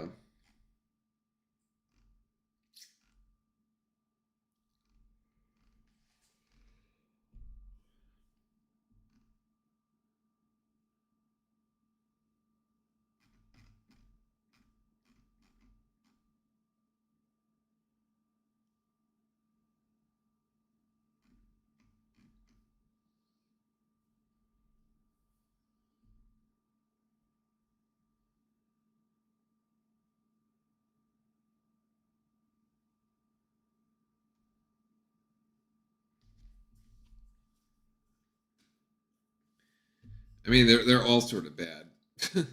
Anyway, we've been shrinking the rebounding margin slightly. We shrunk it by 1, and it's 30 rebounds Texas, 21 Duke.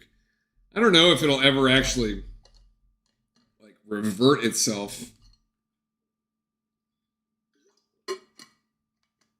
It'll be tough to like make back a +9.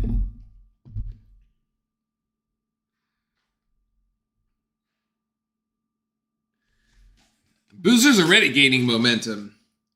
I mean, he picked up another second foul, but the 4 points there, he's picked up 3 rebounds, 4 points, and an assist here in the first 4 minutes. So that projects pretty well.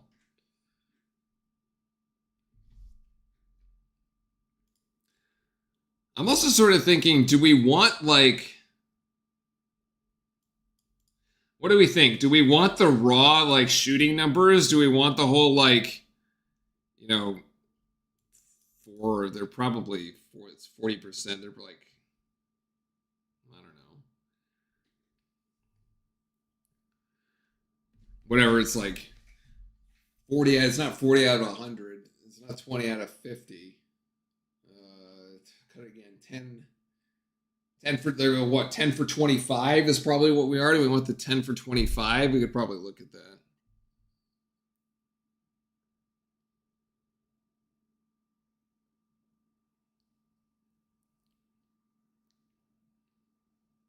Yeah, UNC does play.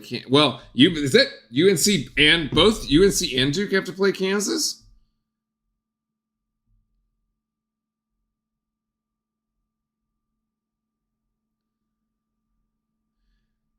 That's kind of interesting. All right, so the first 4 minutes completely controlled by Duke. Exactly what we needed to have happen here. Yeah, I mean, it should be a good game. I mean, I'd be watching that from the standpoint of just wanting to understand Kansas before we play them. But yeah, Texas 0 of 7 here, hasn't scored. Duke with 8 points, 3 of 6, so...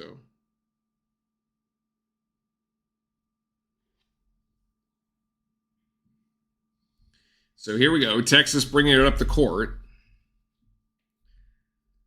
And here's Pope being guarded by Foster. Yeah, Kansas is good. I mean, they're ranked right now, so. Pope gives it up. There's, what is this? Wilcher. And he still can't get it to go, but another offensive rebound to Texas. And then it's going to be outside. This is Swain for 3 who can't get that one. And that's a foul. Yeah. Oh, it's actually, they're not going to call a foul. They're just going to call it off the knee. Sarr came down, was trying to come down with a rebound. Hit the deck pretty hard. I'm talking trash to Kentucky fans because it's funny. That's always acceptable. That's always allowed.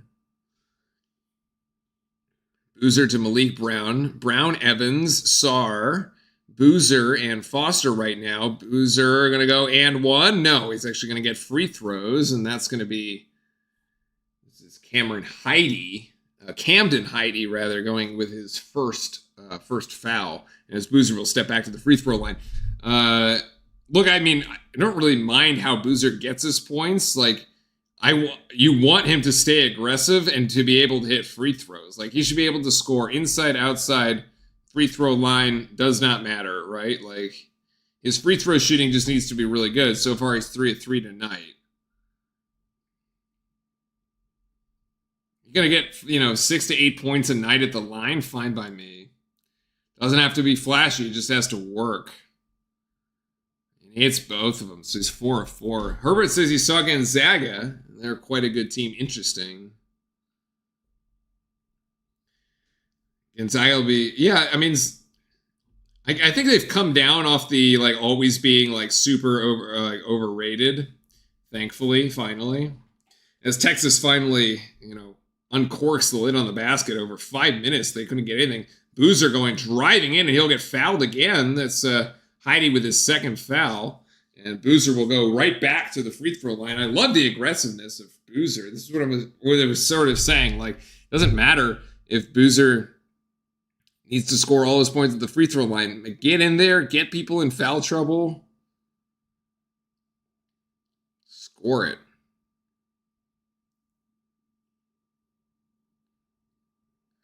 As Boozer drops in the first of these two. Darren Peterson. Oh, yeah, they're freshmen, yeah.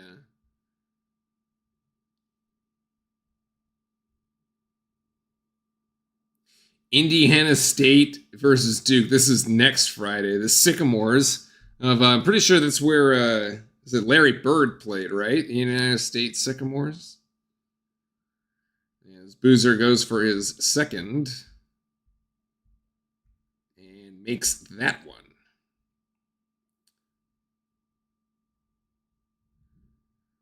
Okay, so 6 of 6 from the free throw line for Cam Boozer. Pope driving in, going to take a step behind the three-point line and connects. He's got that one. Yeah, that was Bird School. See, I got it, see? Kamenia gets hit, and that's another foul. I know a little bit of my basketball history.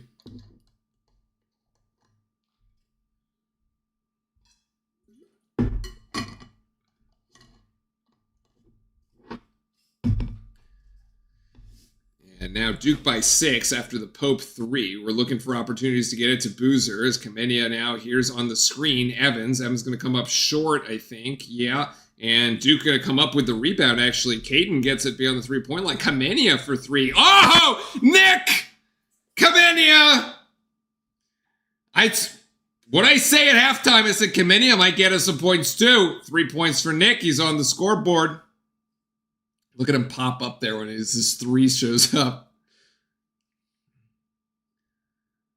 So teams trade 3s as Pope. Oh my God, Malik Brown.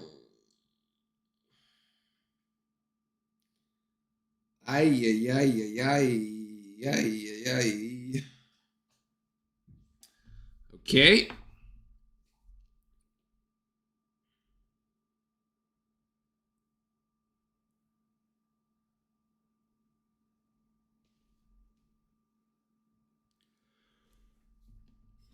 The bowl cut is really funny on Kamenia. But you know what? As long as he's hitting 3-pointers like that, I support it. I can get behind it. Decent defense there. Duke on the switch as Malik goes on to Swain. And that should be a help ball. Help ball tied up. Yep. Duke will get possession back. Georgia Tech won in OT.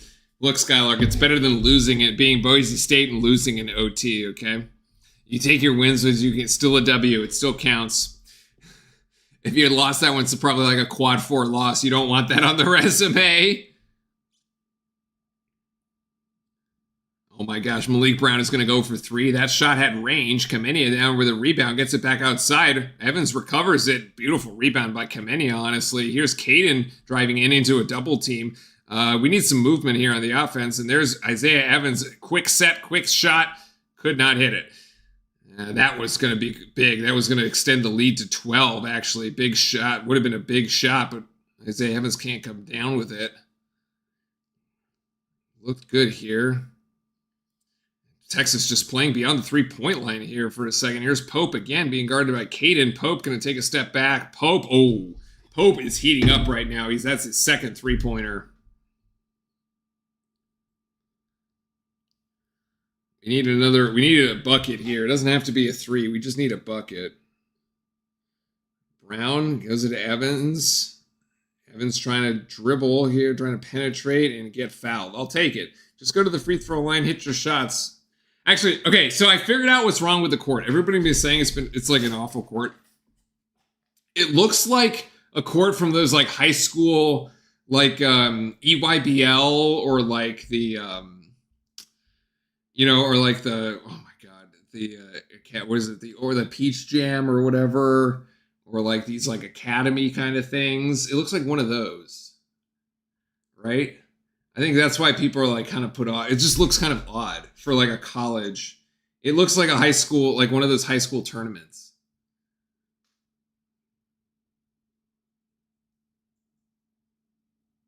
Like the McDonald's All-American stuff.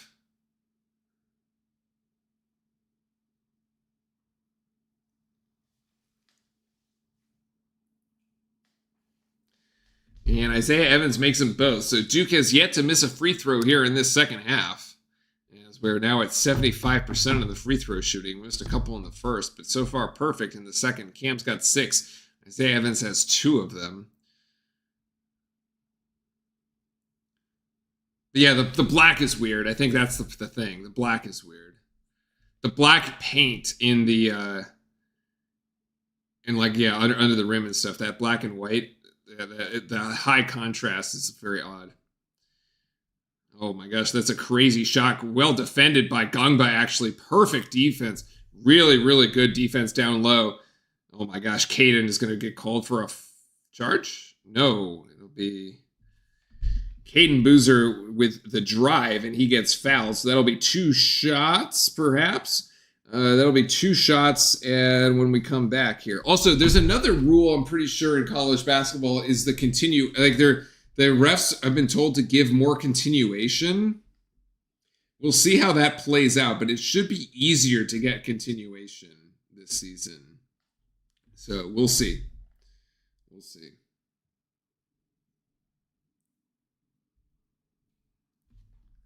It's like the Jordan Classic Invitational that UNC played on last year.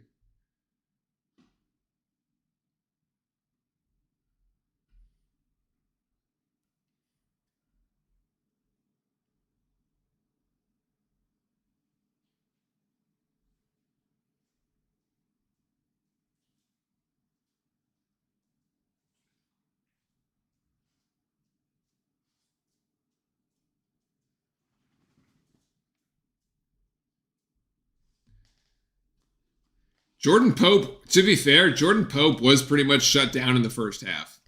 Like he's hit 2 threes in the second half, and that's 6 points. He had 5 in the first, so that's already more points in the second half than he had all in the first half. So we actually did a really good job on him for being like the top scorer, right, on Texas, and we knew like, okay, that was the one you had to watch going in. So I actually think we've done a pretty good job on Pope.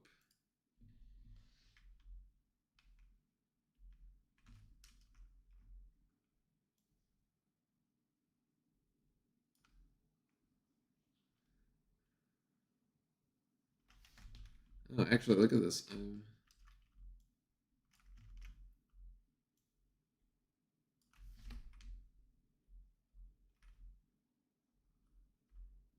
missing a Texas player. I've like cut off a Texas player at the bottom. We're gonna have to figure out how to sort that out.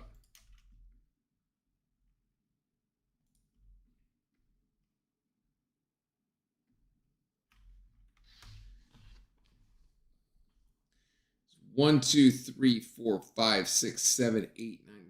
Okay, it's a problem when they play 10. Okay. Actually, I have an idea. There we go. And Caden makes the first, so he's on the board too. All right, if they play 11, we're in trouble.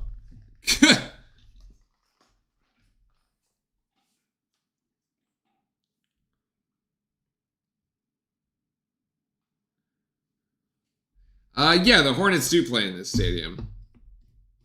And Caden makes that one too. So Duke by 10 at the moment. Real pivot point right here on the game as Texas has now racked up 8 fouls here in this second half with 11 minutes to go. 2 more would put Duke in the double bonus. And there's Swain going to drive in and score. So back to 8. And again, let's see if Duke can push this thing into double figures. We have not been in double figures all night, and that is another foul. And that'll be now a 1-and-1 here for Duke, as Voka Titus gets his 3rd.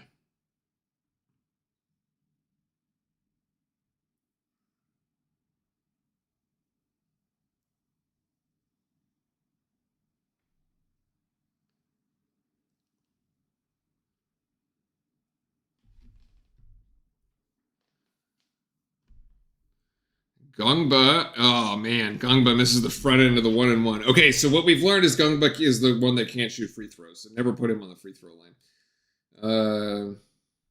Yeah, that's not great. At least it's double bonus from here on out. Still Duke by 8 at the moment. Texas trying to cut into the lead, and that's a Kamenia foul.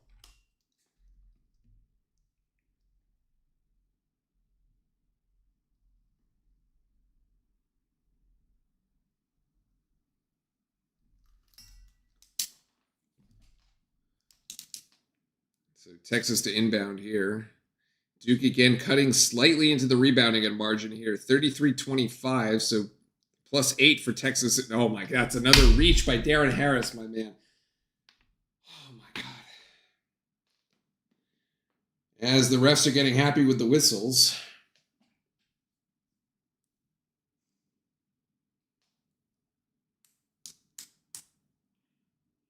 But that is such an easy, that's an easy call to whistle there. That is, yeah.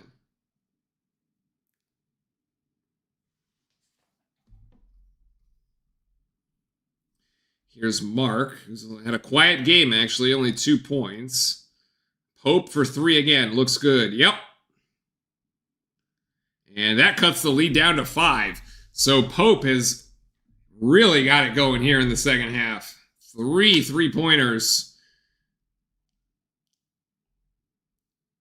Isaiah Evans has been quiet here for us. Yeah, Pope again, right? That's a foul. Oh, it should have been a foul. But no. Darren Harris driving in. Harris with a really tough turnaround jump shot. Can't hit it. Great offensive rebound, actually. And we have another tie-up? Wow, as Texas will gain possession on the arrow here. I thought Boozer had a really tough offensive board there. Does not get rewarded for it, though. Isaiah Evans back into the game as Kamenia heads to the bench. I guess it's Harris also. Yeah, Harris also into the bench. As Sarr and Evans come back in.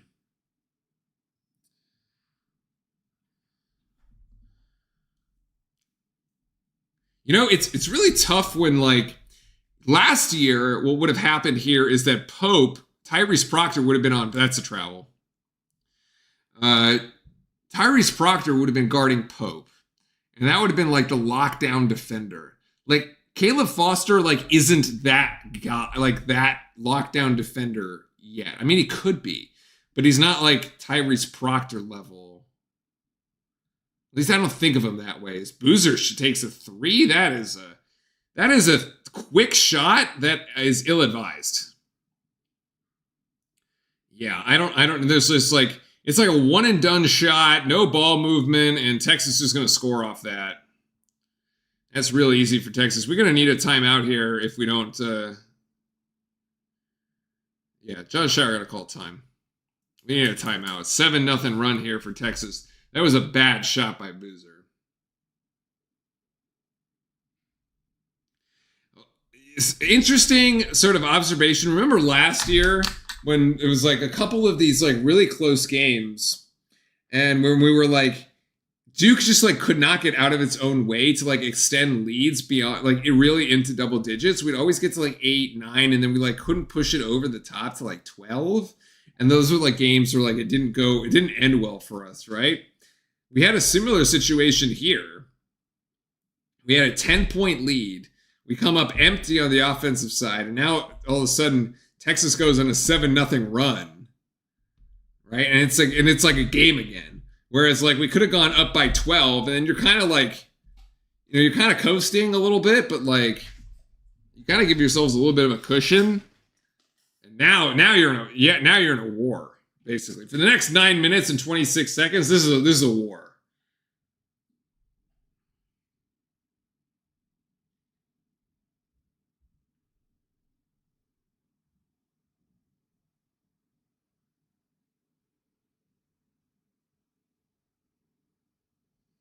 As Foster tries to drive in. Oh my God, he puts that over the top. Sarr comes down with an offensive board, though.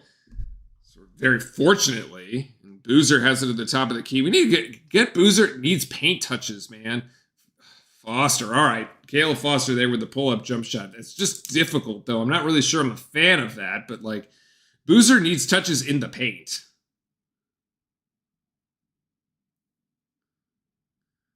Foster's got 4 points here. As we, oh my gosh, leave shooter wide. No. Offensive foul by 23. He just put Gongma on the floor. That's a very easy offensive foul call. No. On the rebounding there. No.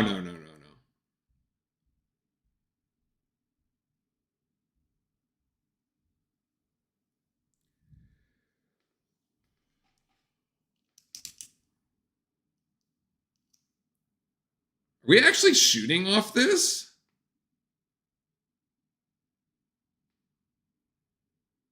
Why are they going to review this, man? This is not a flagrant foul. Just let us play basketball. What are we doing here?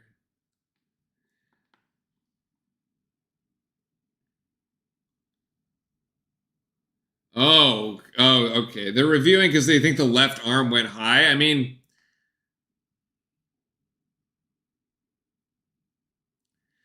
by the letter of the law, I suppose it is a flagrant one. It is contact to the head or neck area. Yeah, Herbert, Gongba sticking around, very, very important. I mean, we were going to have possession of the ball anyway.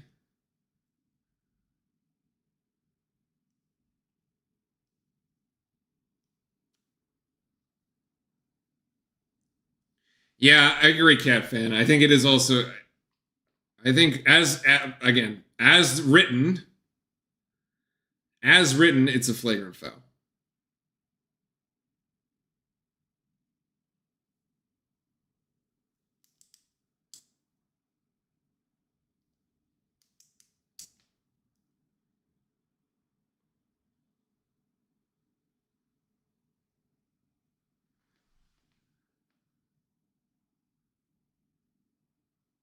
Yeah, upgraded to a flagrant one.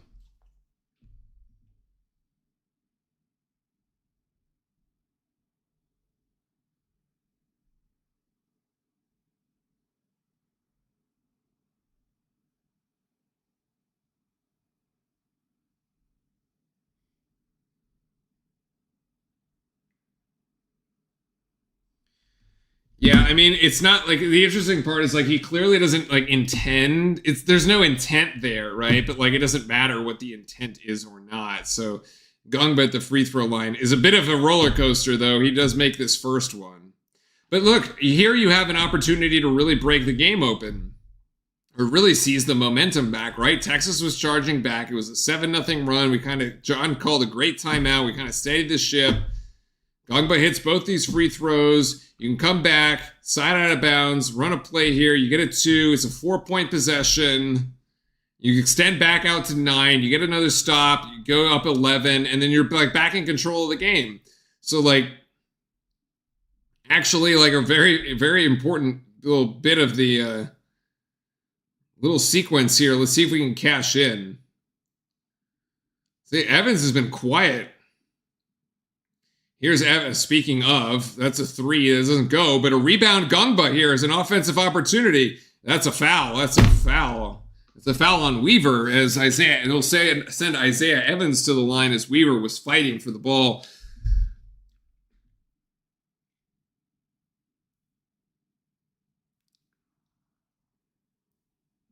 And Evans will shoot too. He's been very good at the free throw line.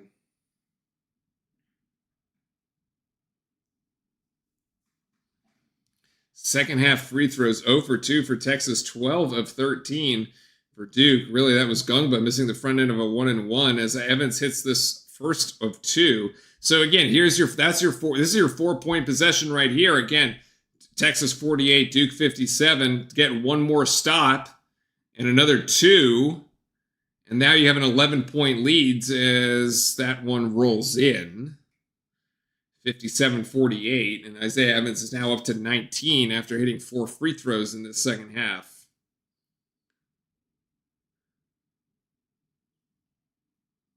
Here's Weaver on Foster. Weaver going to have to get it back outside. This is Mark. Mark using the arm on Sarr. Decent defense there.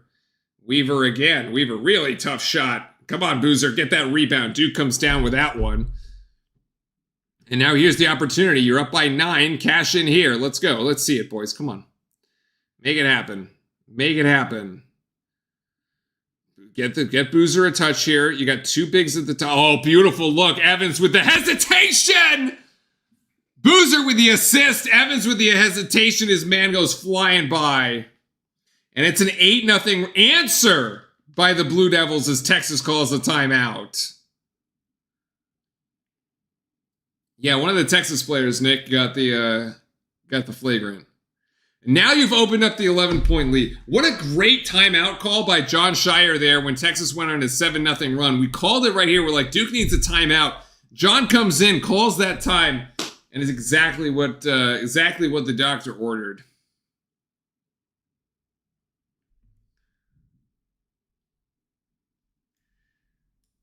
That is quite brilliant, actually. Well done, well done.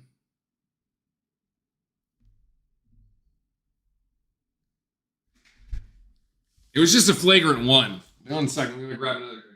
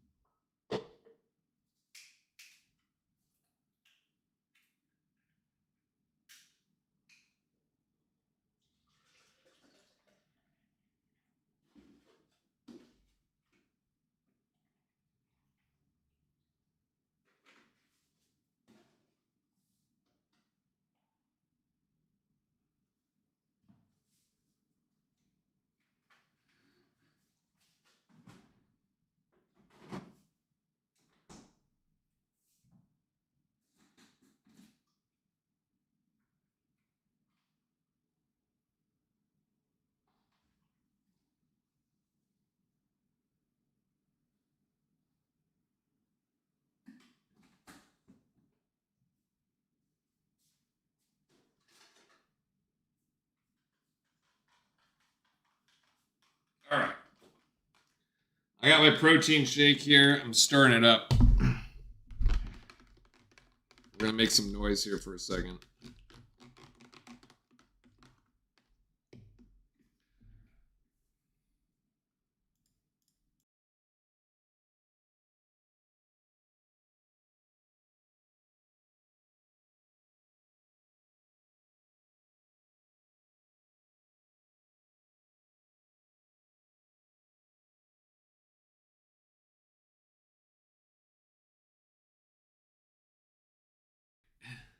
Cat fans saying that Evans needs to hit inside more. I mean, we talked about that in the first half, right? How, like, I thought Evans' inside game, when he did go inside last year, it was very effective. Like, that was his biggest area for growth. Like, obviously, he can hit threes. Like, duh, he's hit them tonight like crazy, right?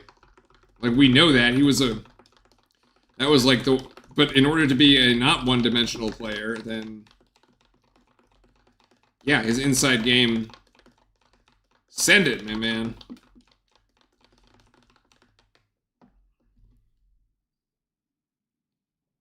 Another steal.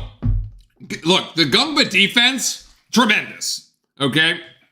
Tremendous. This is the kind of defense that you saw exclusively from Malik Brown last year. But Gungba is showing that he can do it too. That's a nice, beautiful steal, and his boozer is a little out of control there. And now he's going to get called for a foul. Okay, as I say that, Gungba now gets called for a foul on this blocking call going the other way. He got robbed.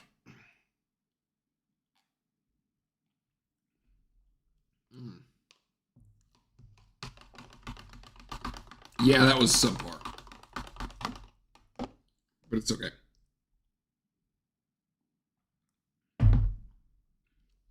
Okay, Gungba with 4 fouls has to exit the game.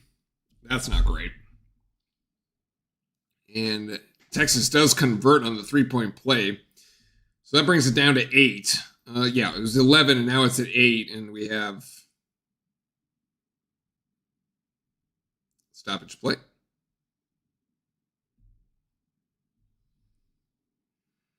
Yeah, every time, it's exactly what the Dave O'Brien is saying. It's like every time we pull ahead, Texas has had an answer, right?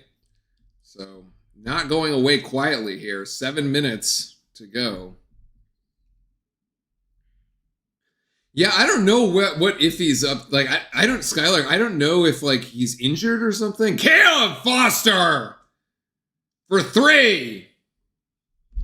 They just left him open. And he's like, okay, yeah, take that, Caleb. 7-point, ooh, nice little poke out from behind. So Caleb Foster with 7. We've reached the 60-point mark. We're getting 62. Well, we said we had what? Cameron was going to get like at least like 10, right? So he's got 8. We need another 5 points from Isaiah Evans. Oh, wait, no. We said Cameron with 15. Okay, so we're a little short on Cameron. We're a little short there on 15. He's got 8. But we said like Evans another 5. He's got another 6 at the moment, so that works. And then, yeah, Foster coming in. Malik Brown wants a replay. Malik Brown wants Jon Scheyer to challenge. All right, Jon Scheyer says challenge. Oh, we got a coach's challenge. Oh, this is exciting. Malik Brown.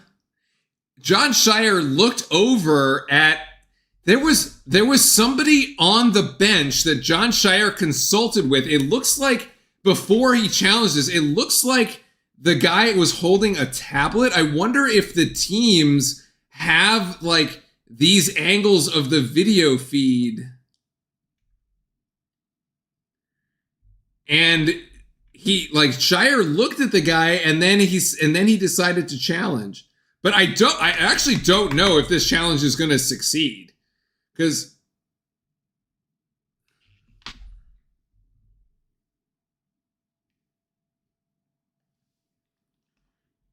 like it looks like Jon looked at a tablet or a screen and then made the call to challenge. Did his middle finger touch? Okay, Malik Brown definitely touches it.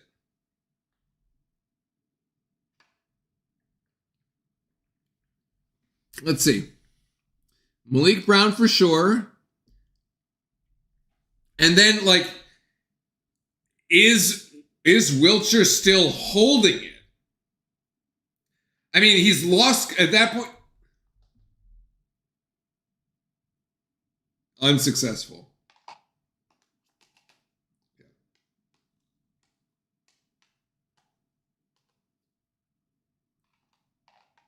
Duke loses the challenge in the 30-second timeout.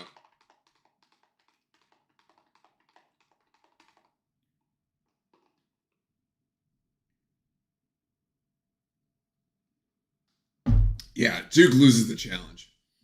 Yeah. So, like, basically, Malik Brown, he touched it, and then, like, the ball, the Texas player already lost control of the ball at that point. And we're going to get a rebound here because Cam Boozer is going to bring that one down. And Texas is going to miss it anyway. So it worked out, although we did lose the timeout, but that's okay. I think it was exciting to see it. Yeah.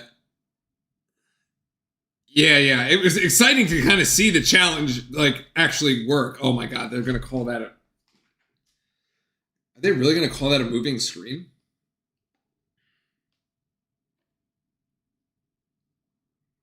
It's 4 on Malik Brown. It's 4 on Brown, 4 on Gungba. Not a great turnover.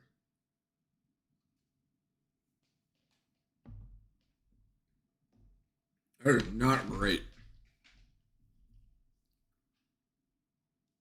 So that puts Texas in the bonus. Here's Swain for 3. No. Texas is going to bring down that rebound. I don't know where I thought the Texas player just ran into him. I have to see the replay. Still nothing there. Boozer down with another rebound. That's 10 rebounds for Boozer. As Boozer is in double-double territory here. So despite a very quiet first half, Boozer has had a big second, which was kind of exactly what we thought was going to happen. Boozer going to go one-on-one here. He's going to take his man. Beautiful spin move. And one! As Cam Boozer has his first double-double in a Duke uniform.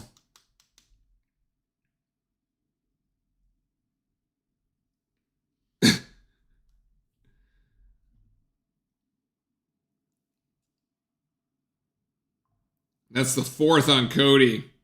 Booze, man. Booze. That's it. And the one. Complete the 3-point play.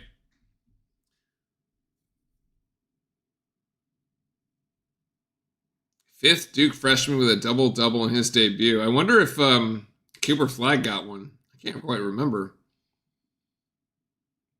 Crazy. He's got 11 points, but he's 2 of 11. He's got, like, he's hit 8 from the free throw line. Oh, Sarr almost had a turnover there. Good feed down low by Texas, and that's Malik Brown is out. Oh, that is Malik Brown's 5th foul. That is brutal. That is 5 on Malik Brown.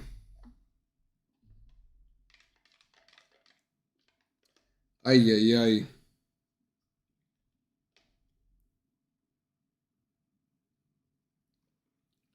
I mean, it's a great feed by Texas, actually.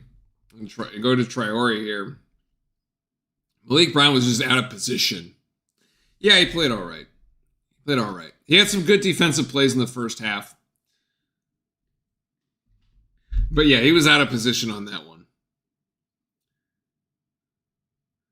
As Traore makes that, so the three-point play going the other way is successful. So teams trade old-fashioned three-point plays as we tick under 5, and we have an 11-point game. Got to develop that bench. We have played 9 folks tonight, though. I don't know if there's anyone left as Traore picks up another foul. That'll put Duke on the free throw line. 1, 2, 3, 4, 5, 6, 7. Yeah, 9.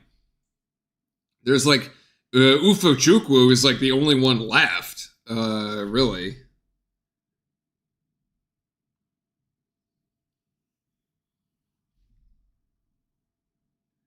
I guess, yeah, Caden's definitely got it. Like, we could see more out of Caden, but like, yeah, we're playing 9 guys in the rotation. Not bad. Oh, Boozer finally missed one.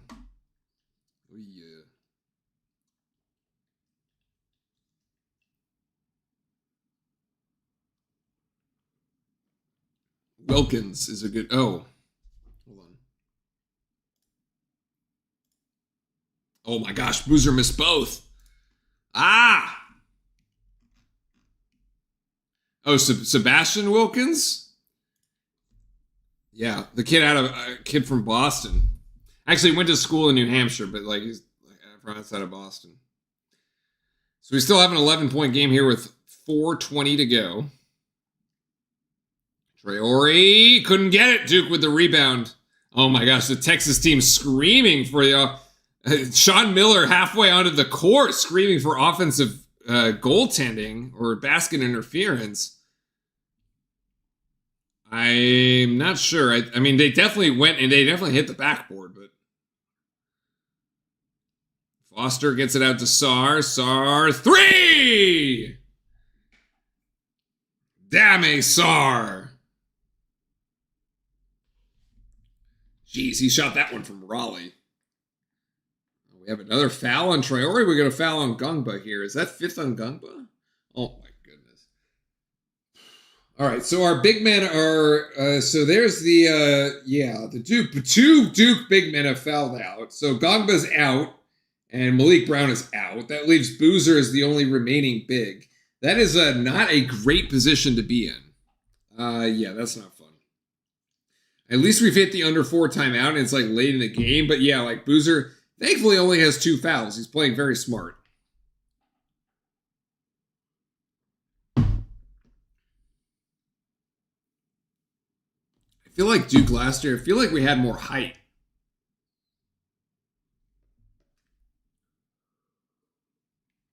Notice, however, that we have lowered the margin on the rebounding. The Texas only now +4. They were +9 at halftime.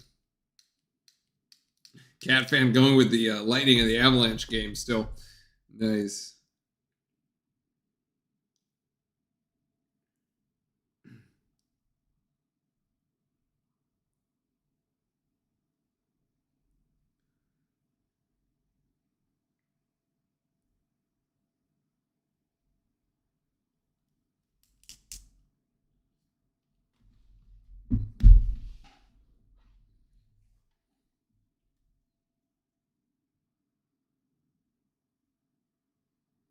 How much time is left? 3:43.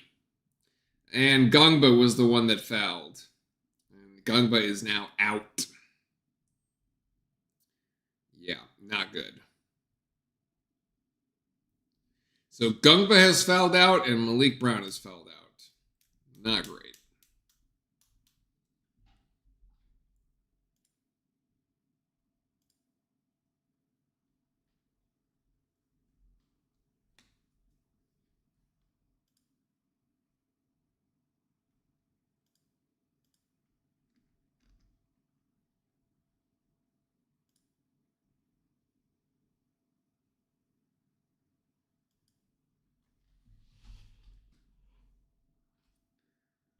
No, yeah, nobody's gotten hurt in this game. We got to stay injury free, that's for sure. But so this is the one where it's like, I think what we were saying, where's Iffy, right? Like, where's Ufuchukwu? Because, like, there's a 6'11 center, but, like, I don't know. Are we going to see him or not?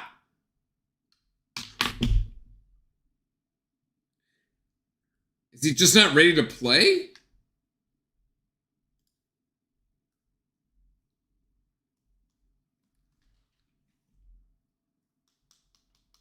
I mean, we're up, guys. We're up by 14. Okay, it's like, we don't even have to panic here. This is.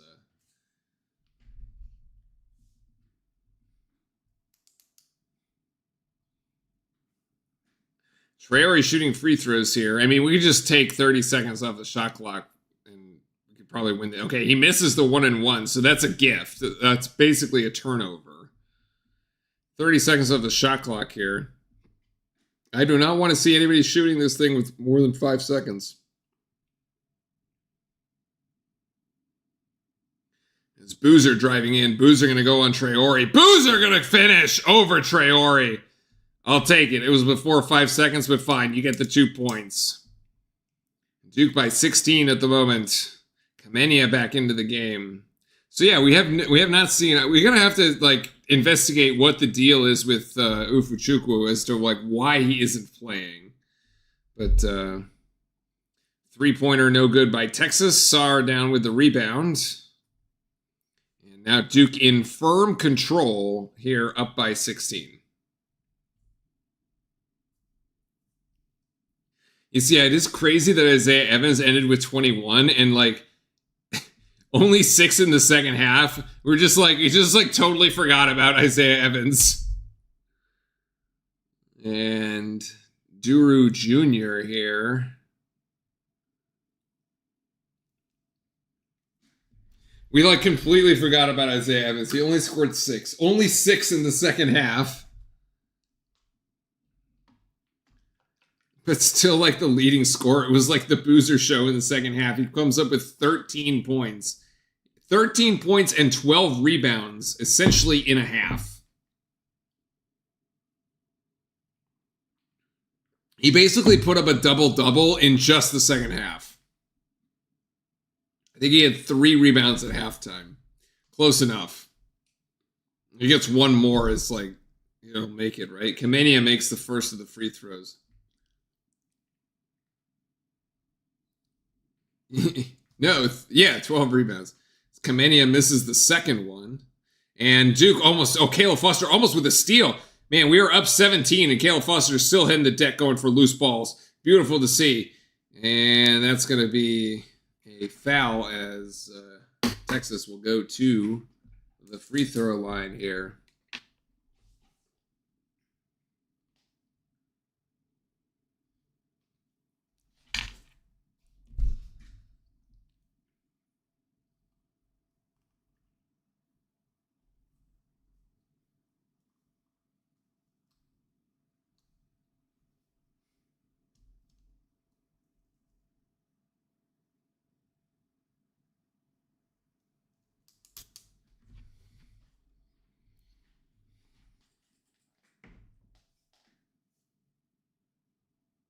So Texas will convert both free throws, and we still have a 15-point game. Sean Miller will call timeout, 2:28. As we tick down here, quick thank you to everybody for showing up tonight, y'all. It's so nice to be back watching Duke basketball, man. It makes me very happy. Duke basketball season is a lot of fun. It makes me very happy to be watching Duke basketball again. And we'll see each other on Friday. No, Saturday. Saturday. The game is on Saturday. We have a game on Saturday. So we will see each other on Saturday. I believe the game is at 11:30 my time. I think.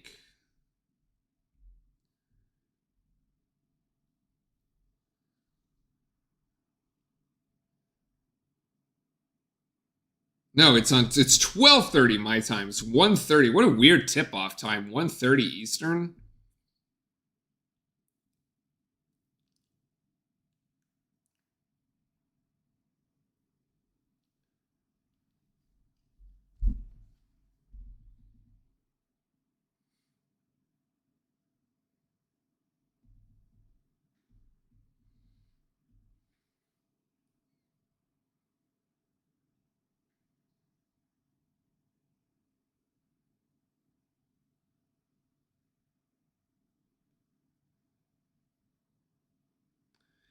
It's Duke inbounds here.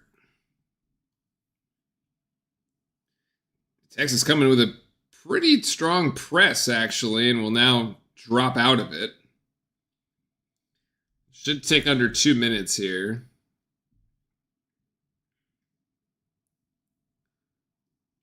So yeah, we'll have a nice chill stream on Saturday. It should be just one of those walkover games where Boozer puts up like, I don't know, 20 points or something. Maybe more. It should be a fairly straightforward game, but we'll have a nice chill stream and enjoy each other's company here as Boozer will go back to the free throw line.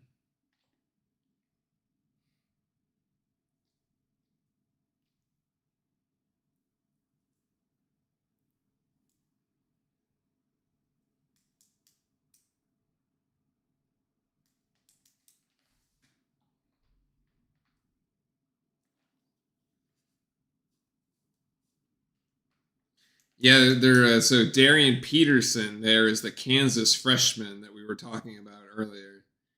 Didn't Dibant, oh my god, I can't even pronounce it. The guy from BYU, one hell of an NIL deal to get him to go to BYU, man. I gotta say, those BYU, they're shelling out cash.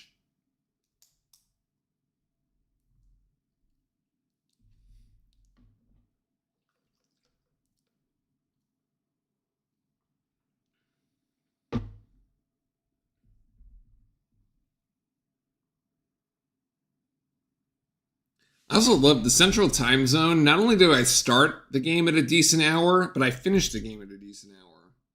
Like, I'm going to be able to go, we're going to end this thing, I'm going to go walk the dog, I'm going to be in bed before 11:30, and I'm going to get my 8 hours of sleep. It's going to be great. It's going to be great. Duke is playing another great football season. So far, so good.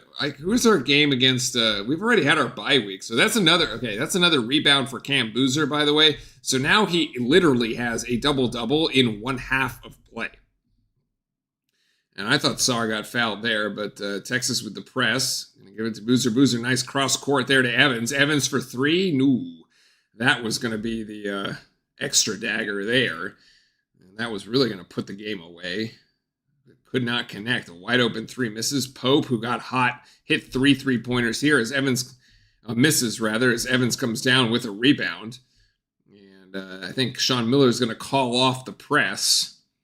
And that's really going to be it. So, look, Duke with Texas closed the second half on a very strong run.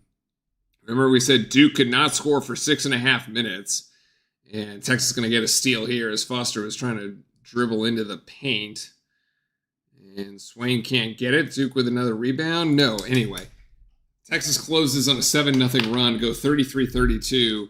Duke comes out, 8-0 run in the second half, and never look back. I mean, it was exactly the script that we said during a little halftime spiel here. And it played out essentially to perfection, although Texas did have a run left in them, right? They went 7-0, came back, really pushed us, and then we just went, I think it was like 11-0 or something, and we just kind of put the game away there in the middle of the second half. had a really, really good stretch run. The flagrant foul certainly helped. Hitting free throws certainly helped, even though the free throw percentage is down there at 73.3%. I think we've been saying, yeah, it's not ideal, right? But like, it's not terrible either when you take something like, what, 20-something free throws, I think, that we took, so...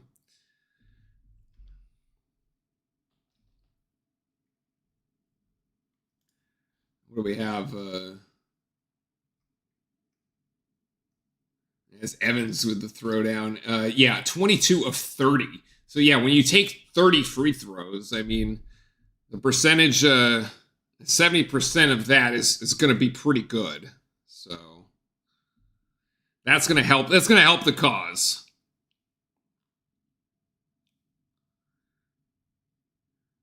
Evans with the like, how awesome is it to see Evans throwing down like jams here at the end of the game, just to like, he's now coming into like a complete player. He's like going for the full Kevin Durant, man. It's great. Going with the full Kevin Durant mode. Inside, outside, to the rim. Now we just got to make sure you can play some D. And that's it. So Duke will take this game 15, 75 to 60, as the 2025-2026 campaign gets underway, ladies and gentlemen. Fantastic. Yeah, Boozer with a double-double in the second half alone. 10 rebounds and 15 points in a half. Very impressive. He got to the free throw line. He did what he had to do. His shot wasn't falling. He was being, very they made it very difficult for him down low. But it worked. What is John going to say?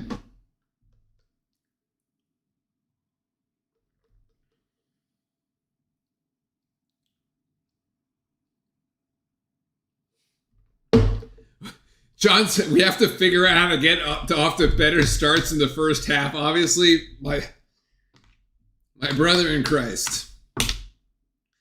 This has been the same problem as last year. Remember how bad our starts were last year, and somehow we like managed to always like tough it out in the middle of the game? Something's never changed, dude. It would be really nice though to like go wire to wire every now and then. But, okay.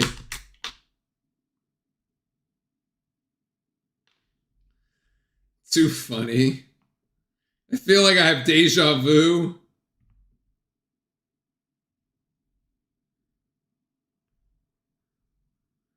I hope Isaiah Evans wins the primetime player. They gave it to Boozer? Oh, man, you got to give it to Slim, man. Yeah, John, slow starts seem to be a trend.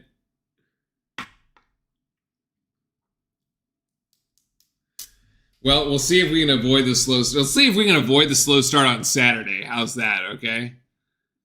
Yeah, good first win. I agree. It's a quality opponent on a neutral floor.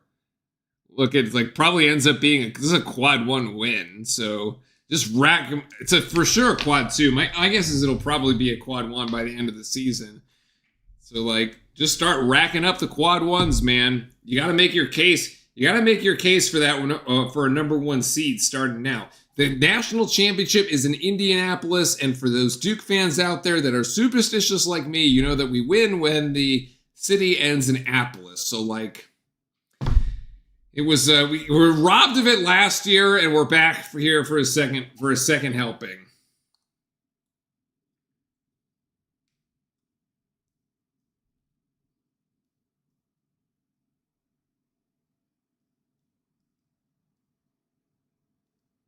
See, Boozer says, like, yeah, the first exhibitions were the same thing about essentially being behind at half.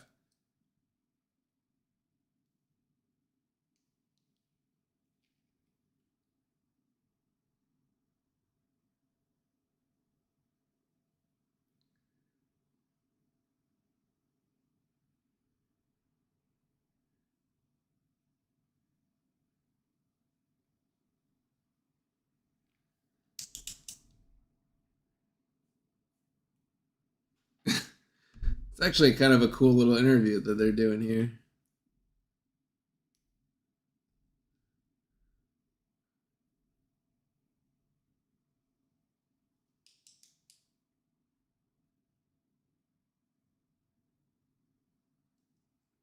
I think the rebound is what got him there. Look, the rebounding, right? We talked about it at halftime. It was +9 in favor of Texas, and it ends only +4. So Duke, we weren't able to like completely flip it, but we were able to at least cut into that, and yeah, it made a big difference. Texas mascot is Bevo, the Longhorn. It's a Longhorn bull. It's actually really cool looking, and they have a real one for football. They have a real Longhorn for football, so that's like awesome. Anyway, all right, that's going to be it. I'm going to go walk the dog and go to bed. That was a lot of fun, guys. Thanks, everybody, for hanging out. Appreciate y'all. We'll see you here on Saturday, 12:30 Central, 1:30 Eastern Time. It should be fun. Should be chill. Should be fun. We'll enjoy the rest of your week. Have a good hump day tomorrow. It's a big Wednesday. Stay safe, everybody. Be well, and as always, go Duke. Good night.